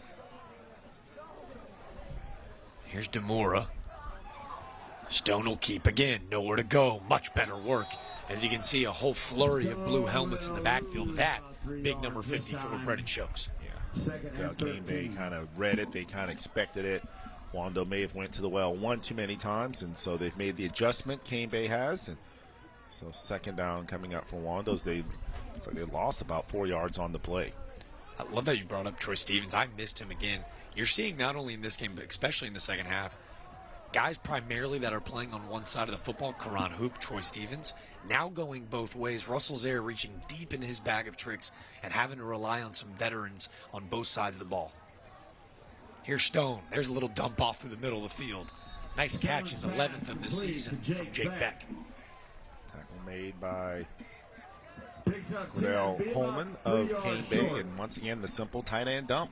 Just simply run on the seam, pop your head after going 5 yards, and put the ball right on the money. And now as a result, Wando with a 3rd and much more manageable 4 yards here. But that, again, anytime you can get a cornerback or even a linebacker on a big tight end that has good size, definitely want to get the ball to your playmakers. Holman, 2nd this team in tackles, has had a great night. Is a little miscommunication that snap comes early while Stone will still get the play call in. It's going to be a false start. Actually, that might be the best penalty of the night for Wando, because had it not, that potentially could have been a loss of 10 or 15 yards because Stone not even ready for the snap. So, they're actually going to wave it off, as they're going to say Ike Perrin called a timeout. Wando called a timeout. And again, in a ball game where you love to have those timeouts late, feels like every yard is paramount, as we're going to take a break with them down there. 7:30 to go in the third quarter. It'll be 3rd and 3 for Wando on the other side.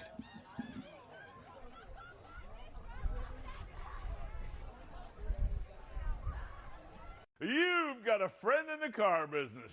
Certified pre-owned GM vehicles, easy financing, and Car Bravo warranties with no payments till January. Crew Chevy has that and more, and we're giving back to our community. Together, let's drive. CrewChevrolet.com. At Knights Companies, we're not just in the business of concrete. We're in the business of building relationships. For over 3 generations, our family has proudly served our communities. Join us at Knights Companies, where your career thrives in an environment that values people, integrity, leadership, and excellence. Discover why our team is at the heart of everything we build. Knights Companies, excellence in concrete, built on family values. You've got a friend in the car business. Mark has told you that for over 15 years, and it's more true today than ever. Whether you're buying a new Chevrolet or a Car Bravo certified, Crew Chevy on Rivers will take care of you. Together, let's drive. CrewChevrolet.com. It's Knights Company's Front End Rivals, driven by Crew Chevrolet. An 8-0 game. Wando on their opening drive. And this, a really big decision from Ike Perrin.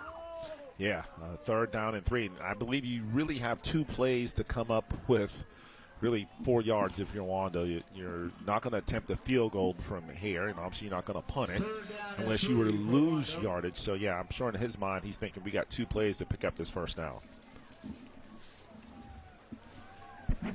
3rd and 3, Stone's going to keep. He's going to use Glassberg as the lead blocker, but tripped up and tackled by Devin Cobbs, the big 6'3", 245-pounder. Gets a paw and trips up Stone. It looks like they're going to be a yard short here on 4th down. Yeah, it'll be interesting to see here. Again, 4th down, you have to think Wando's going to go for it. Stone's done a nice job of running the football on this drive, taking some time off the clock. Maybe just kind of get under center, maybe do a Wando push to kind of pick up that 1 yard. So we'll see what obviously Coach Perrin and his staff come up with here on 4th and 1. Glassberg in the backfield. It's going to be the exact same play. Swallowed up as Brody Thacker got there early, but that second effort may have been good enough. Yeah, if Stone hadn't put in the time in the weight room during the summer, he probably would not have picked up that first down, but that second lunge may have been just enough for Wando to pick up the first down and continue to drive. I don't know if you saw, the far official comes in and actually scoots that ball back about 4 or 5 inches.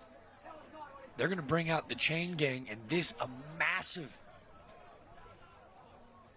decision regarding implications on this drive. Again, it's early. I've said massive and huge like a bunch tonight, but in a game that we might see maybe 1 or 2 scores, this is crucial for Wando. Well, I'll say this, Jack. If Wando does pick up this first down, it literally will be by the nose of the football.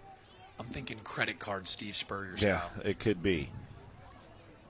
I feel like we need a drum roll. I'm not sure if we've got that audio locked and loaded. It's short. It's going to be really close. Wow, look at that camera shot. Literally a credit card short. You mentioned it. They moved it back, Jack. I did not see that. That might have been a difference between a first down and what has just happened in terms of Cane Bay picking up or taking over on turnover or downs. Wow, credit. The second effort, I thought Harris Stone was going to have enough to get there, but Brody Thacker coming in, he was there first. So we'll take another look. Maybe this is your school boss stop of the game. Wow, that ball's well over that line. No, man, I got to tell you. That's a bad spot. Brody Thacker's such an instinctual middle linebacker. I mean, he snuffed that play out from the jump. He was the difference, but that's going to be one where Wando goes back and watches thanks to our incredible crew. And they've got a pretty good look that says, I may have gotten there. I mean, you see where the ball is when his knee's down. The ball is well above where it was marked as we have a penalty flag on that play. I believe it was a hold against Cane Bay.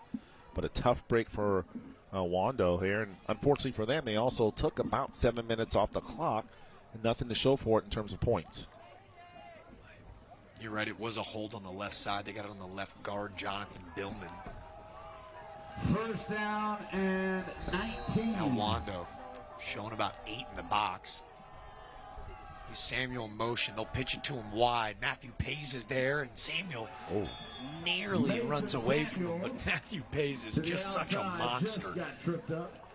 We talk about a shoestring tackle. He was able to literally just make a arm swoop to kind of trip him up at the ankles. Great pursuit. Matthew Pays, 6'2", 210, can't teach it. Went on a visit to East Carolina. He was not selected to the North-South game, and Ike Perrin was very clear in letting us know. Oh, he took this personally. I'd be very careful for anyone in our region to cross Matthew Pays. 2nd and 16, LaRocca's going to pitch. He's got our player to watch, and with a man to beat. Could he do it? Karan Hope running away from everybody. But again, to give you my best Lee Corso impression, not so fast. There's a penalty in the spot of holding. Yeah, Cade Rogers there with the touchdown saving tackle. But, you go back to that previous play. Matthew Pays was in position, but he was almost too tight. He was able to take the dive away as well as the pitch, but he probably needed to slide 2 more steps over to the left. But when it's all said and done, all for naught, as the holding penalty will negate the big run by Kane Bay. And this is, again, love the effort. Trace McCarty, you can see downfield doing his very best to get away. It looked like downfield Landon Thompson holding. So you see right here, he's in position, but he needed to be a little further over, closer to the sideline. That allowed Hoop just way too much yardage there and space to do what he did. But again, the penalty flag will negate the big run. Redo the down. It'll be about 2nd and 10. LaRocca's going to pitch. Samuel to the outside, nowhere to go. There he is. He said his name all night long. Punting, returning punts, seen him at receiver. But the DB, Trace McCarty, doing a good job containing the outside. Coming up in run protection, and you're right, he was there on the spot. One guy had the quarterback, he had the pitch, and the defense does a nice job of stringing it out. They were trying to turn that corner, just not able to do it. And for both offenses now, we've seen Jack have big plays. Unfortunately for both offenses, none of them count because of penalty flags. Let's see if LaRocca, who had 3 really nice passes on that touchdown drive, they trust him here on 3rd and 10. Myers behind him, Samuel in motion. He's going to pitch it out wide and nowhere to go. Swallowed up. A loss of about 6. Who guessed it? Yeah, it's that bad man, Agent Zero, Matthew Pays, with his 14th tackle for a loss on the year. So now I'm starting, last week we had Biggie from West Ashley. And so now we got Matthew Pays. We've got some monster defensive ends here in the Low Country. Guys putting on a show, representing the 8-4-3. That Wando defense trying to give their team a chance. If we take a look at the thumbs-up replay here, toss sweep, and Pays, not today, my friend, as this Wando defense swarming, attacking, trying to get this team the W. A young man that's earned the opportunity to play on Saturdays, as LaRocca will punt it away. When he found out he wasn't on the North-South team, first conversation he had with Coach Perrin, he said, watch this. Well, we're watching Matthew Pays. He is standing on his head defensively as the Warriors still trail by a score.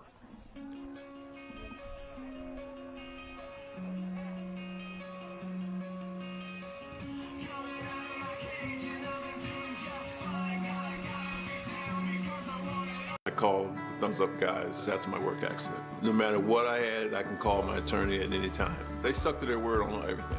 If you're hurt on the job, call those Thumbs Up guys. Call us. We're those Thumbs Up guys. Call 843-885-8000. When you come home, do you love what you see? You will when you choose Hardy Siding from Contract Exteriors. Only Hardy products are engineered for climate. They're specifically designed to stand up to the heat, humidity, and hurricanes of South Carolina, helping ensure your home stays looking beautiful for years to come. Discover your perfect homecoming by visiting contractexteriors.com. When it's time to re-side, come home to something better. When I first came to Coastal Wound Care, I was on crutches. I thought I was going to lose my leg, but Dr. Gregory assured me that he had everything under control. Now I'm at the point where I'm able to walk and the wound is healed. Contact Coastal Wound Care today and start healing. All right, I got this umbrella to keep the microphone dry, but I want to give a quick shout out to Maya. She's over here. She says, hey, you Trooper Bob, I follow you for traffic updates on Facebook, so thank you very much, Maya.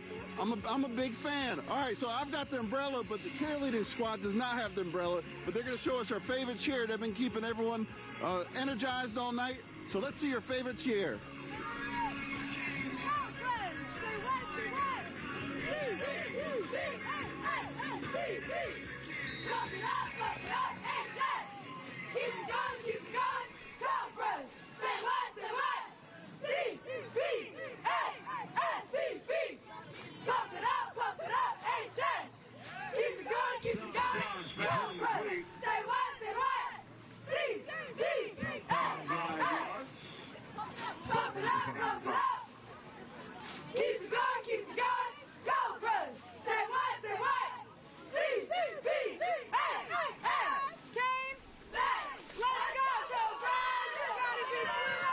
Great job out here staying in elements. Great job. Keep up the good work. Let's send it back upstairs to more football. Pump it up, pump it up. A stop on first down. Nice pitch and catch from Stone to Holmes. This time it's a run from Jake Gasberg. How about that? Trooper Bob getting some reco on the sidelines. He's fired up. I've still got the screenshot of his umbrella upside down, but for Cane Bay now defensively, they look to continue to stay inspired by their fans that have stuck around during this rain. A 3rd and 5 is... There it is. That's the shot of the night, folks. I'm just telling you. It is indeed. It's my new screensaver, actually, already. Well, shout out also Ryan Buggs, defensive lineman for Cane Bay on that last tackle. Made that tackle about 6 yards down the field. No quit in him tonight for sure. 6'1", 285. Love the effort downfield.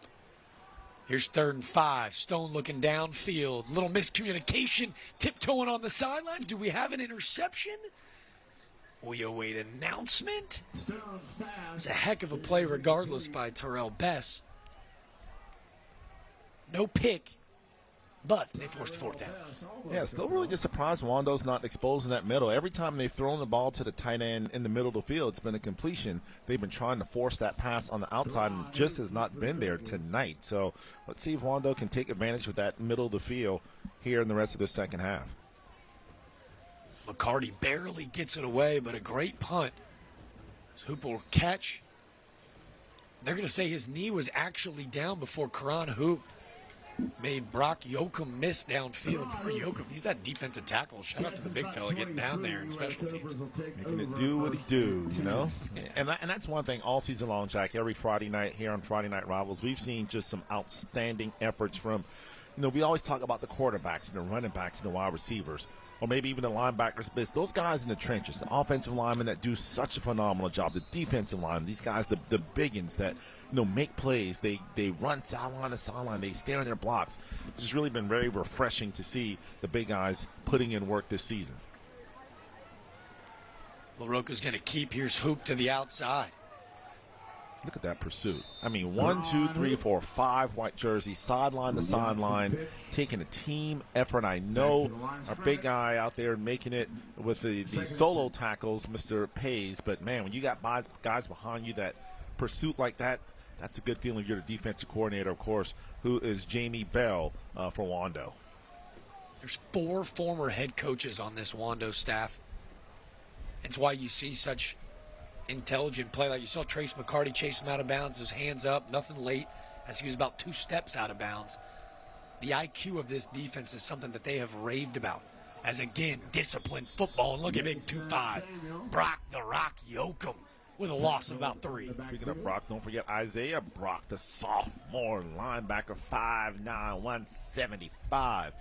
That's disciplined football. You can tell this defense well coached. Didn't fall for the fake. Not necessarily our school bus stop of the game. Of course, that's coming up in the 4th quarter. But this Wando defense, they're trying to be the player of the game, the entire defense. But Cane Bay got the 8 points. Only 1 minute left here in the 3rd quarter. Russell's there. This is right in his wheelhouse. Just long, drawn-out possessions. A stop here will go a long way for Wando in that field position as LaRocca's going to drop back to pass. He's going to put it right on the numbers of Samuels. He's going to be tackled out of bounds. Great tackle. Heads up play by Ben Eikenberry, who's just as good in pressure as he is in the secondary. Eikenberry, we told you, second this team in total tackles.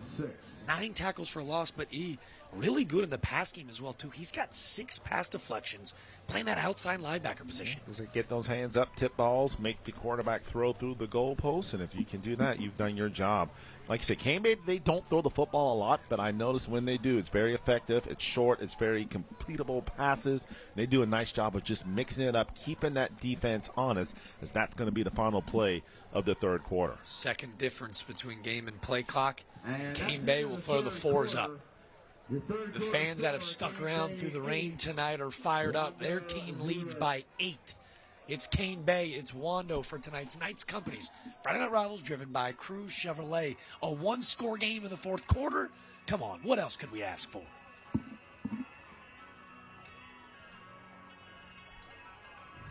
AC struggling? Charleston Electric and Air has you covered.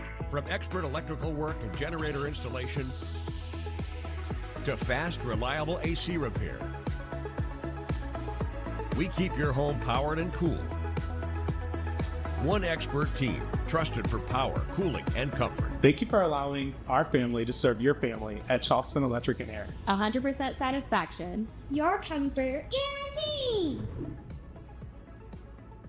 You only have one back, and I believe you should go to the very best. And the state-of-the-art procedure that they use, it's so non-invasive. That's all I needed was an injection, and it's been several months and I've been pain-free. When we got there and we saw so many people, I'm thinking to myself, this must be the answer. In pain, we have everything you need under one roof. Make your own appointment at southeasternspine.com. No referral is needed. Honey, the AC stopped working. Call Plum Pro Plus. AC issues? I'm on it. Found the issue. Plum Pro Plus is Charleston's #1 plumbing, heating, and air company for a reason. Call the pros today to find out how you can receive a free heater with the purchase of a new AC system. Call the pros you can trust. Call Plum Pro Plus today. Sports 4 is committed to providing you the best high school football coverage on Friday night. And we know it takes a lot of hard work and dedication. Go, go, go, go, go, go, go. Let's go. Come on, let's go. Quicker. You've got to be quicker with the scripts. Ingest, edit, export. Ingest, edit, export. Catch all the high school football highlights on Friday Night Rivals with Scott Eisberg and Webb Wright, only on News 4. An 8-0 ball game here at Cane Bay High School. The host squad leads after a touchdown with 21 seconds to go on the back of their big running back, Tyler Myers. We'll take a look in how we got here in Southeastern Spine Institute stat update. Yeah, Wando, 48 yards rushing. Cane Bay with 91. Right now, not a lot of offense, as you can see, but Cane Bay with the edge in terms of total yards. Penalty yards about the same. Wando with 3 turnovers. Cane Bay with 2. But again, the most important stat right now, it's Cane Bay 8, Wando 0. And if you're Wando, you've got to find a way to get the ball back. You've stopped Cane Bay forcing a punt. You have to make the most of your possessions because the way this Cane Bay offense operates, you might not get it back again after this possession. Time so precious, especially. It's a well-oiled triple option machine as McCarty will come up, catch the low liner, and an offense that heavily relies on the pass game in Harris Stone. They average about 154 yards in the air. You can see well off of that mark. How do you get creative and find a well-balanced system here in this fourth quarter? I'm not even so sure it's about being creative. It's just about continuing to do what works until they take it away. Throw the ball to the tight ends on the seam. That middle of the field is wide open, and just kind of dink and dive your way down the field and then be able to hit the run. We've seen Harris Stone be able to show that he can put it on the floor, run behind that big offensive line. Something to keep in mind, too. In his first year last year, Ike Perrin took this Wando team who was really down in the dumps. They're 5-6 as you get a quick little halfback screen to John on the outside. They go 5-6 last year, but they lost 3 games by a combined 6 points. Yeah.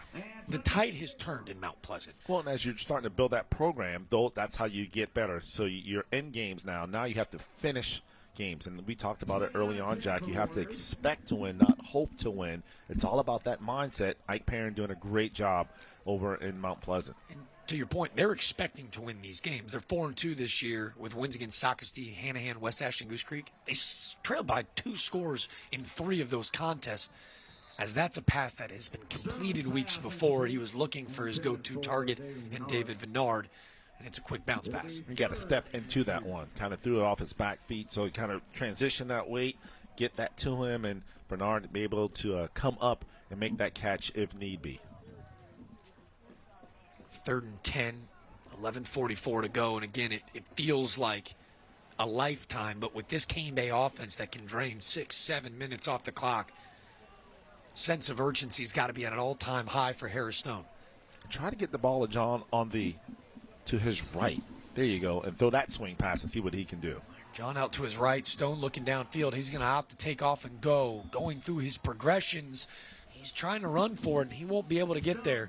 Nice tackle on the outside. That was Cordell Holman. Holman right in the right place at the right time. Did a nice job of spying on the quarterback. He knew that Stone had the ability to run the football, but to no avail. Now Wando once again, the punt team back on the field. It's Cane Bay.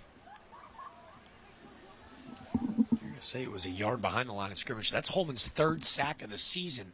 Forces another Trace McCarty punt. This is another spectacular punt as Hoop never comes up to catch it.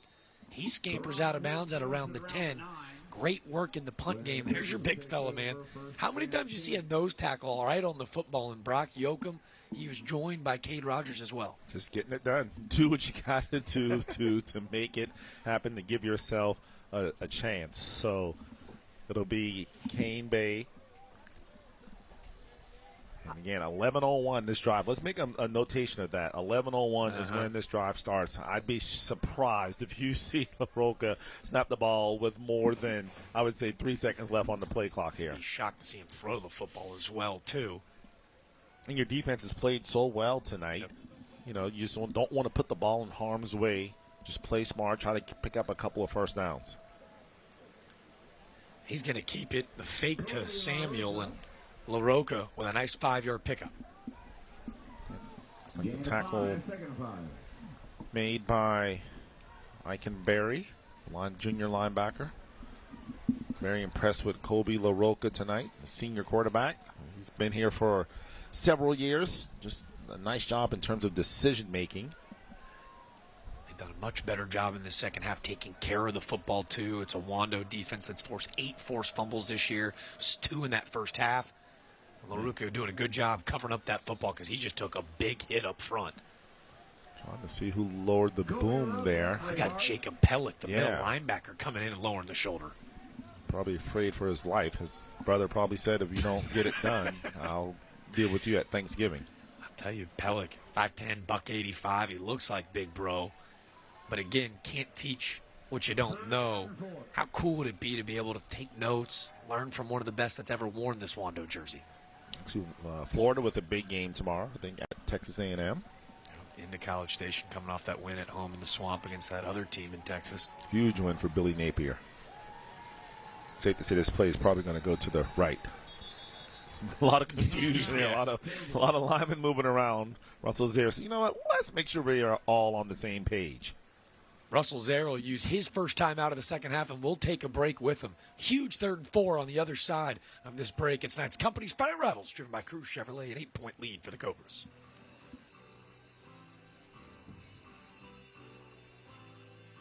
Cruz Chevy on Rivers has a new truck or SUV you've been looking for. Priced right and excellent trade-in values. Easy financing and no payment till January. Give it back to our community. Together, let's drive. You've got a friend in the car business. Yes, you do.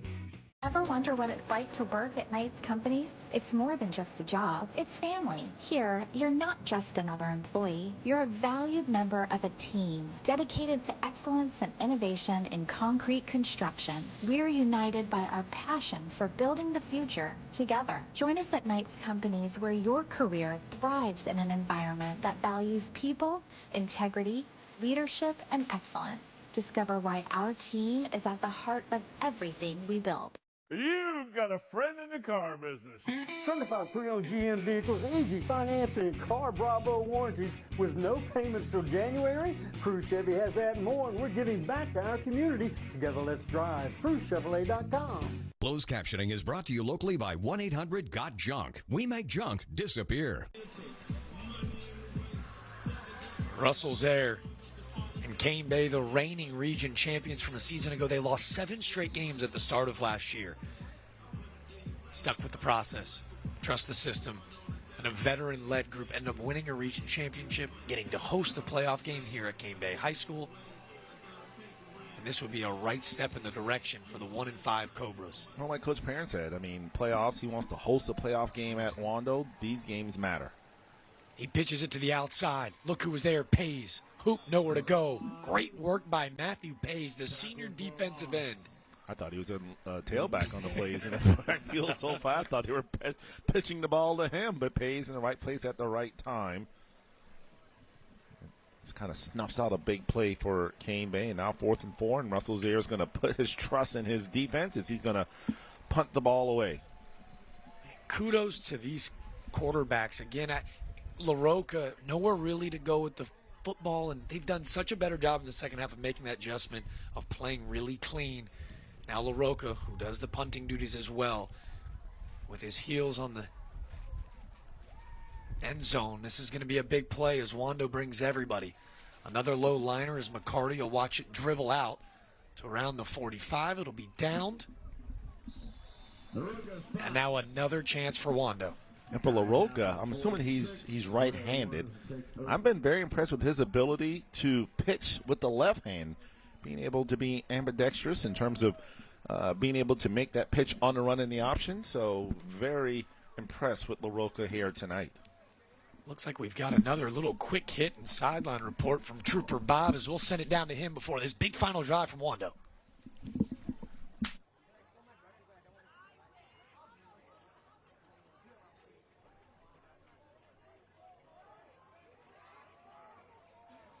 Looks like we've got a little bit of complications as Mother Nature getting in the way, or maybe they just want us to lock in as Harris Stone. He's going to keep it on the RPO. Nowhere to go. Great work by Ryan Buggs up front. And I'm not a betting man, but in this situation, if I'm Wando, I've got to score here because with 8 minutes left, I just don't think you're going to get the football back from Cane Bay again. Ike Perrin is the offensive guru. We'll leave it to him. But this feels like 4-down territory without question. Still needing that 2-point conversion. Remember how big that one-handed grab by Karan Hoop was. As there it is. There's your shot across the middle of the field. Gritty work by big number 10. I've been really impressed with Jake Beck tonight. He has been fearless through the middle of the field. I mean, the big guy's got at least 4 or 5 catches on the night. Nothing fancy. Just throw it to him as Tyrell Best once again in position to make the stop, forcing a 3rd down and 3. And Wando's had their most success tonight, Jack, when they've thrown the football short, high percentage passes. It's when they're trying to throw the ball down the field where they've not had success tonight. John to the left. Pair of receivers at the bottom. Here's Cannon in motion. They're going to fake the handoff. Stone with pressure will escape out to the right. Big long throw to the far sidelines. And how about this grab? David Vennard tiptoeing on the sidelines, and they're going to say out of bounds. Great catch by Bernard, but just not able to get that toe in bounds, and a big 4th down coming up here for Wando. Man, this is the best ball of the night so far from Stone. It looks like he just didn't run out of real estate. I think he may have gotten that right foot in on the second rookie. And unfortunately, this is not Saturday or Sunday where they could go to the booth and take a look. No red flag in the sock of Ike Perrin. What's the guys, Terry for Ferreira, or that we can go to the guy in the booth and get his call? I bet we could. I bet the legend Dean Stevens at home watching. We should kick it to him, dial him in. he would give us the insight as we have a timeout on the field. It's 4th and 3. Wando's going to take their second time out of the half. Man, you could see why David Vennard is going to be a real go-to player, as it looks like we got our third member of the crew locked in. Big-time 4th down. Trooper Bob, what you got for us?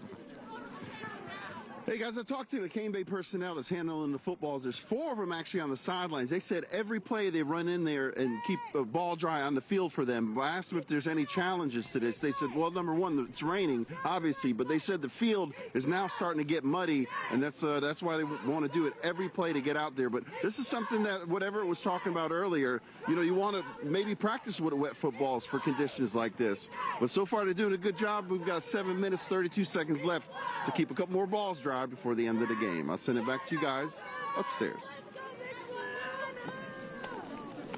Yeah, you don't mind practicing, but you don't really need to practice for 5 hours with a wet football. I mean, after the first 3 hours, you pretty much, you kind of get the picture. Coach Dingle, if you're listening, crazy. I can feel the PTSD. It's kind of funny, Jack. I look at these kids today, and I'm like, when we grew up, the things that our coaches did to us, they would be the headline news for Tessa Spencer and the crew at ABC News for just the craziness that went on.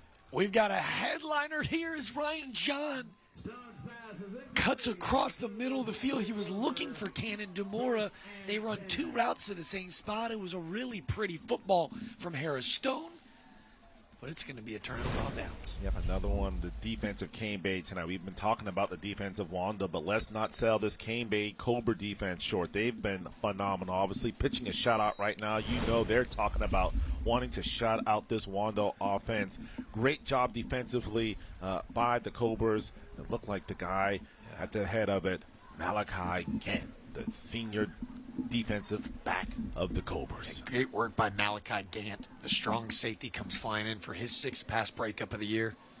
And now, you highlighted it. Wando was able to get the 3 and out the first time through, and with 7:15 to go, can Wando's defense stand on its head just one more time and give their offense another chance? Pays once again on the stop, so this smells like fullback. Yep, they kind of squeeze in to take away the fullback, and then you pop them on the outside for a big play. Let's see what Cane Bay does on offense. And the beauty is, as you can tell, Jack, play clocks on both end zones. Right now it's at 12. I'm surprised they snapped it that early, as Coach Sierra usually likes to shorten this game, especially in a one-possession game like this. Yeah, that was Myers for a pickup of 2. You got to imagine the big bell cow they're going to lean on heavily. Told you 6'1", 205, averaging about 60 yards a game. He's picked up his 6th touchdown of the season at the tail end of that first half. Big number 28 is going to be their dude. Staying on schedule. You see Cane Bay probably going to stay in that huddle a little bit longer, so they break the huddle this time with 12 seconds left. I'm sure Coach Zaire was like, hey, yeah, we don't need to snap it with 12 seconds on the play clock. Let's get that thing under 5. Here's hoop in motion. They're going to give it to Myers. Myers, pick up about 5. Ton of Warriors there, but not before he picks up another first down. That first down brought to you by Contract Exteriors. And as you can see, Jack, only 1 timeout left for Wando, so they're going to bleed this clock. Cane Bay, as they try to shorten the replay, our Knights Company replay, and again, we got a big, as you see right there, Wando trying to punch the ball out. We talked about covering the football up. Got to have 2 hands on it when you go through the pile. Good job, Myers, protecting the football. Big storyline emerging, though. Myers slow to his feet, limping off of the side. So they're going to have to bring in their backup running back. Samuel Rolston now the B-back. They hand it off to Rolston. He hurdles over the line of scrimmage for a pickup about 2 before he was met by Jacob Pellick. You have to think about it. The play clock is at 40 seconds. So literally they could take a minute and about a minute and 20 seconds off each drive. So every first down just makes it that much more difficult for Wando. And on top of that, Cane Bay is slowly but surely methodically moving the football down the field, which is going to take away possession should they get off schedule and have to punt the ball away. The way that Wando's moved the ball as well, this feels like now or never. A stop here crucial on 2nd and about 8. And you have a senior quarterback like LaRocco. He's been in this situation. You can tell. Now they're literally snapping the ball with 5 seconds on the play clock. Ball's on the ground. LaRocco, he's taken such great care of the football in the second half. You can see he's wiping at it, but that was almost devastating as it was Liam Crady flying in, but got there a hair late. Cane Bay will retain the football. Look at the replay here. Looked like he was going to pull the ball out of the belly of the fullback, and looks like he just knocked against his body. So a big break for Cane Bay as they're going to face a 3rd down and about 9. I was going to say the chemistry between LaRocca and Myers has been on point. That's the backup running back. Now 3rd and 9. Back behind the chains. How about this? Crew so creative on the outside. He's able to break a tackle. That's Mason Samuel. A huge play. It looked like it was going to be a loss of about 2, but Samuel runs away from everybody. Isaiah Brock on the touchdown saving tackle, and Samuel, you'll notice during the run he switches hand, puts the ball in the outside hand. So take a look at the replay here. You'll see right there he switched it to the left hand. He knew the defense was coming from the right and able to pick up a big 1st down and, more importantly, stay in bounds to keep that clock moving under 4 minutes to play. I've seen Mason Samuel a ton in the passing game today, not as much in the running game. He averages about 5 yards a pop, but the yards after the carry, what's so impressive on that run? Game clock at 3:40. Sam Ralston. Pick up about 2 for Ralston, as it looks like, big Tyler Myers is going to limp back out on the field as he's going to look to put the final nail in the coffin against the Warriors. Myers, who's been a huge asset for Cane Bay tonight. That's the only points on the board here tonight in this 8-0 defensive struggle. Goodness gracious, a game of inches right before that 3rd down. LaRocca mishandles it. If Wando able to jump back on at second life now. Wando, the game clock at 3 minutes. And again, they snap that a little bit early as Myers keeps moving the line of scrimmage. Almost a fumble there. That ball was kind of loose. He kind of had to grab it at that last second. Wando's definitely trying to tackle the football instead of the runner. Cane Bay, they got to cover it up. Wando's trying to force that turnover. Hunting a turnover and get an extra about 4 yards. It'll make it 3rd and 2. But again, they snapped that football with still about 11, 12 seconds on the play clock. For Russell Zaire, I guess you're saying, hey, a 1st down here pretty much puts this game on ice. Yeah, y'all just about to say this is do or die for Wando, especially with only 1 timeout left. They've got to force a stop here. And if you're Russell Zaire, this is 2-down territory. He's got 2 downs to pick up 3 yards. Myers, the B-back, LaRocca will keep nowhere to go. As you can see, that ball's up over the line of scrimmage. They're going to signal it down and forward progress, but a risky play from LaRocca as McCarty with nothing but grass in front of him to tie the game up. Oh, that must have been a quick whistle, because you see here trying to extend it, and then they punched it away at the end. I don't know, man. That was close. With the way that the line was still moving, it appears Cane Bay may have gotten away with one.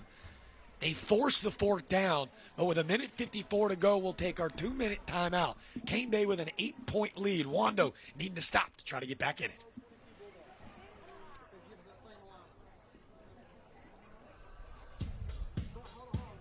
I called the Thumbs Up guys after my work accident. And they took care of everything. It was very simple. They guided me on what to do until the case was closed. If you're ever in an accident, call those Thumbs Up guys. Call us. We're those Thumbs Up guys. Call 843-885-8000.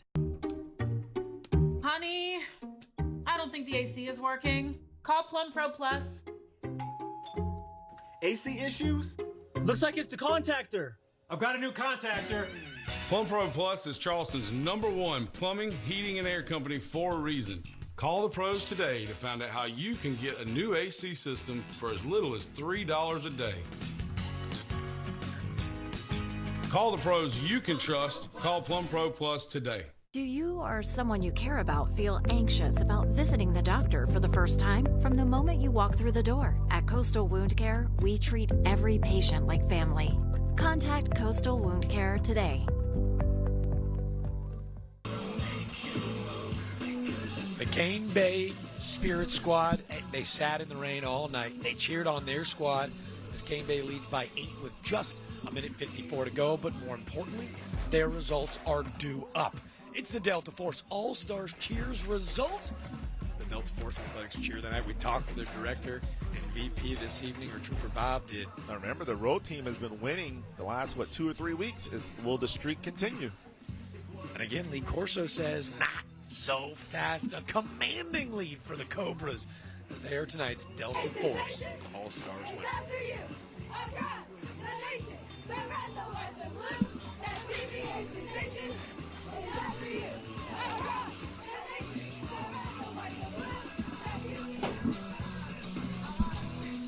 We welcome you back in.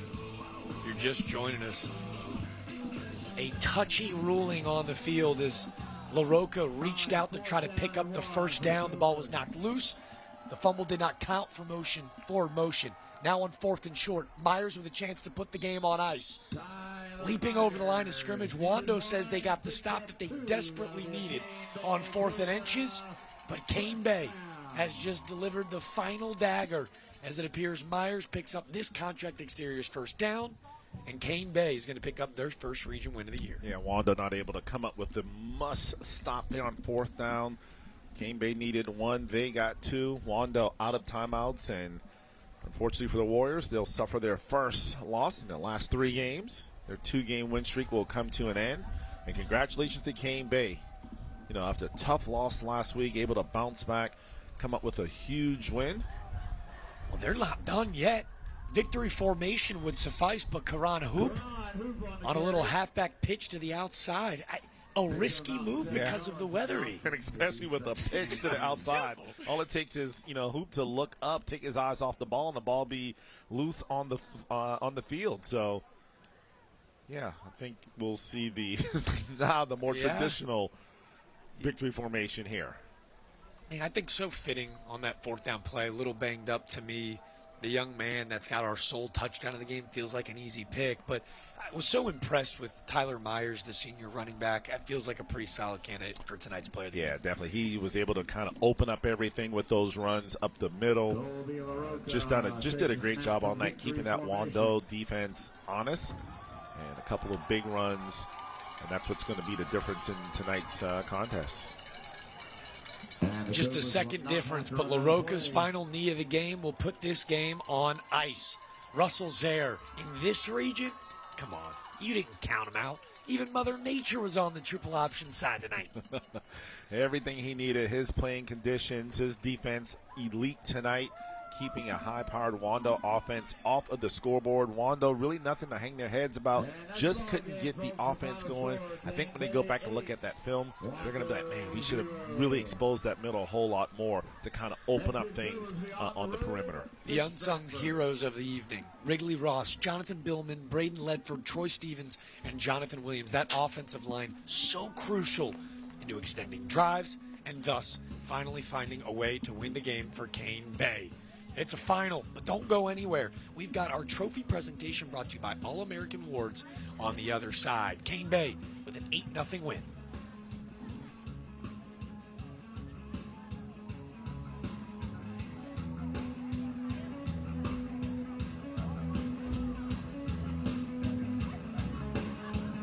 Are you ready to make junk disappear? I am so looking forward to this. We make junk disappear. All you have to do is point.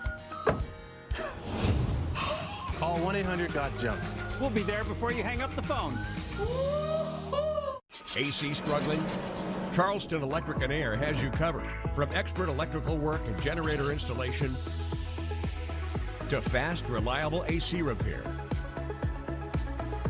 We keep your home powered and cool. One expert team, trusted for power, cooling, and comfort. Thank you for allowing our family to serve your family at Charleston Electric and Air. 100% satisfaction. Your comfort guaranteed. When your project demands the best, turn to Sunbelt Rentals. 10 branches conveniently located in Charleston, Sunbelt Rentals helps you get things done with an expanded mix of tools and equipment. With over 14,000 pieces of equipment, expert advice, and reliable service, we help pros and DIYers tackle any job, big or small. Rent from Sunbelt Rentals, a company proud to be involved in the community and schools. Sunbelt Rentals, making it happen for our customers. Visit us today. At Contract Exteriors, we transform homes. Imagine the possibilities. Make your home new again with our expert craftsmanship and top quality materials. From stunning decks perfect for family gatherings to sleek, energy-efficient windows that brighten your space, Contract Exteriors brings your vision to life. And with our wide selection of siding options, we ensure your home's exterior reflects your style. And here's the best part. No payments for 12 months. Contact us today to start your journey to a refreshed home. Contract Exteriors, your trusted partner for home transformations. Are you ready to make junk disappear? I am so looking forward to this. We make junk disappear. All you have to do is point. Call 1-800-GOT-JUNK. We'll be there before you hang up the phone. Welcome you in for the final time this evening. If that picture isn't fitting, this how Cane Bay won tonight. An 8-0 ball game, a touchdown with 21 seconds to go in the second quarter. It was the senior running back Tyler Myers. All of that 6'1", 205-pound build fighting his way into the end zone. And that is why tonight he is our Knights Company's player of the game. That's right, no field turf here, baby. Nothing but grass, running the football, smash mouth defense. But in the end, Tyler Myers, the senior running back, too big, too strong, a load up the middle, and he was able to put the only touchdown on the board. Congratulations to our player of the game, Tyler Myers. What feels ironic, too, the only score today was this drive here. With a minute and 21 to go in the first half, Cane Bay notches up the pressure. They go up tempo, and that's why that tutty right before the half for an offense that loves to milk the clock results in tonight's Cruise Chevrolet drive of the game. That's right, because don't forget, you got a friend in the car business. That all-important drive right before the half. Didn't really have to put it in the air because of the running services of Mr. Myers. So, again, our Cruise Chevrolet drive of the game. Tyler Myers and the Cobra offense supplying the only points of the game. Well, it's time. It's the best moment of the day. You get to see some big smiling faces as Cane Bay evens things in region play. They're 1-1. It's their second win of the season. It's Russell Zaire, the reigning coach of the year, alongside our third member, Trooper Bob, for tonight's trophy presentation.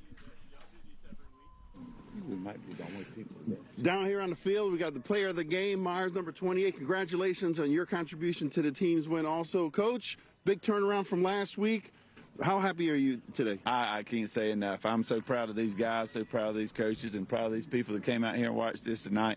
You know, multiple times this year we've come up a play or two short, and tonight we found a way to make the play that we needed to make. And I can't say enough about these guys and how hard they work. Your offense obviously scored some points. Your defense was able to keep them from scoring. You just as proud as them too, right? Absolutely. That's the name of the game. If they don't score, we can't lose. So that's what we want. Well, Coach, congratulations on the big win. Here's the team trophy. You guys, big celebratory win right now.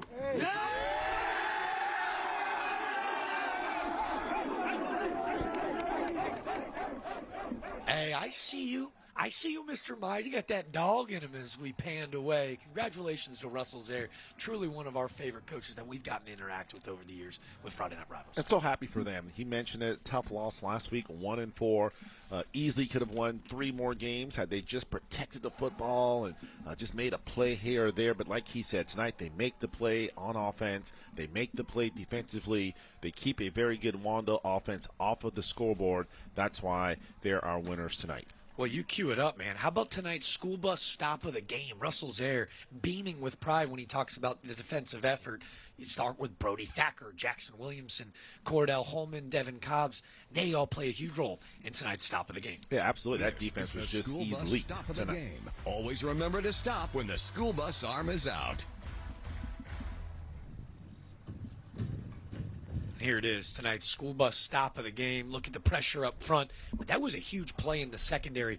Jamari Blandon, he is the veteran captain in that group, and he was spectacular. Yeah, that was the last time Wando had the football tonight, so big stop by Cane Bay defense. Cane Bay with an 8-0 win. Defensively, a goose egg. Go celebrate, boys. That's tonight's stop of the game. Always remember to stop when the school bus arm is out. And for the final time this evening, we say thanks. It's an absolute blast. Our crew braving the weather, the elements. We got camera guys up on scissor lifts. We're selling out for high school football in the Low Country E. Final thoughts. Don't forget, 11:05, turn over to ABC News 4, Scotty and Webb. They'll have all the highlights, including this one, as well as that big game at Somerville. And then tomorrow, all day long, starting at 12 o'clock, football on ABC News 4. Yeah, if you're anything like me, I've got about a 14-hour day seated in my couch. But the next Fridays, this is where we'll be seated. Cane Bay, Stratford, Somerville, West Ashley, and the finale right before our playoff run. Wando, Lucy Beckham, a Halloween night. Come on, we saved the best for last. But that's on Thursday night. Halloween's on Friday. So what bad could happen on a Friday night I'm Halloween? going trick-or-treat before that. I don't know what you're talking about. I'm beating everybody to the houses. They'll never see it coming. Just make sure you bring candy for your uncle on Halloween. Come on, Uncle. We appreciate you hanging out with us. We'll see you next week. Cane Bay and Russell Zaire, the Cobras, they get their second win, and we'll see them next week against Jake and Davis and the dangerous Stratford Knights. On behalf of myself, Trooper Bob, Everett German, our director and producer, Cole Smith, and Nick Case, we say thanks. See you next week.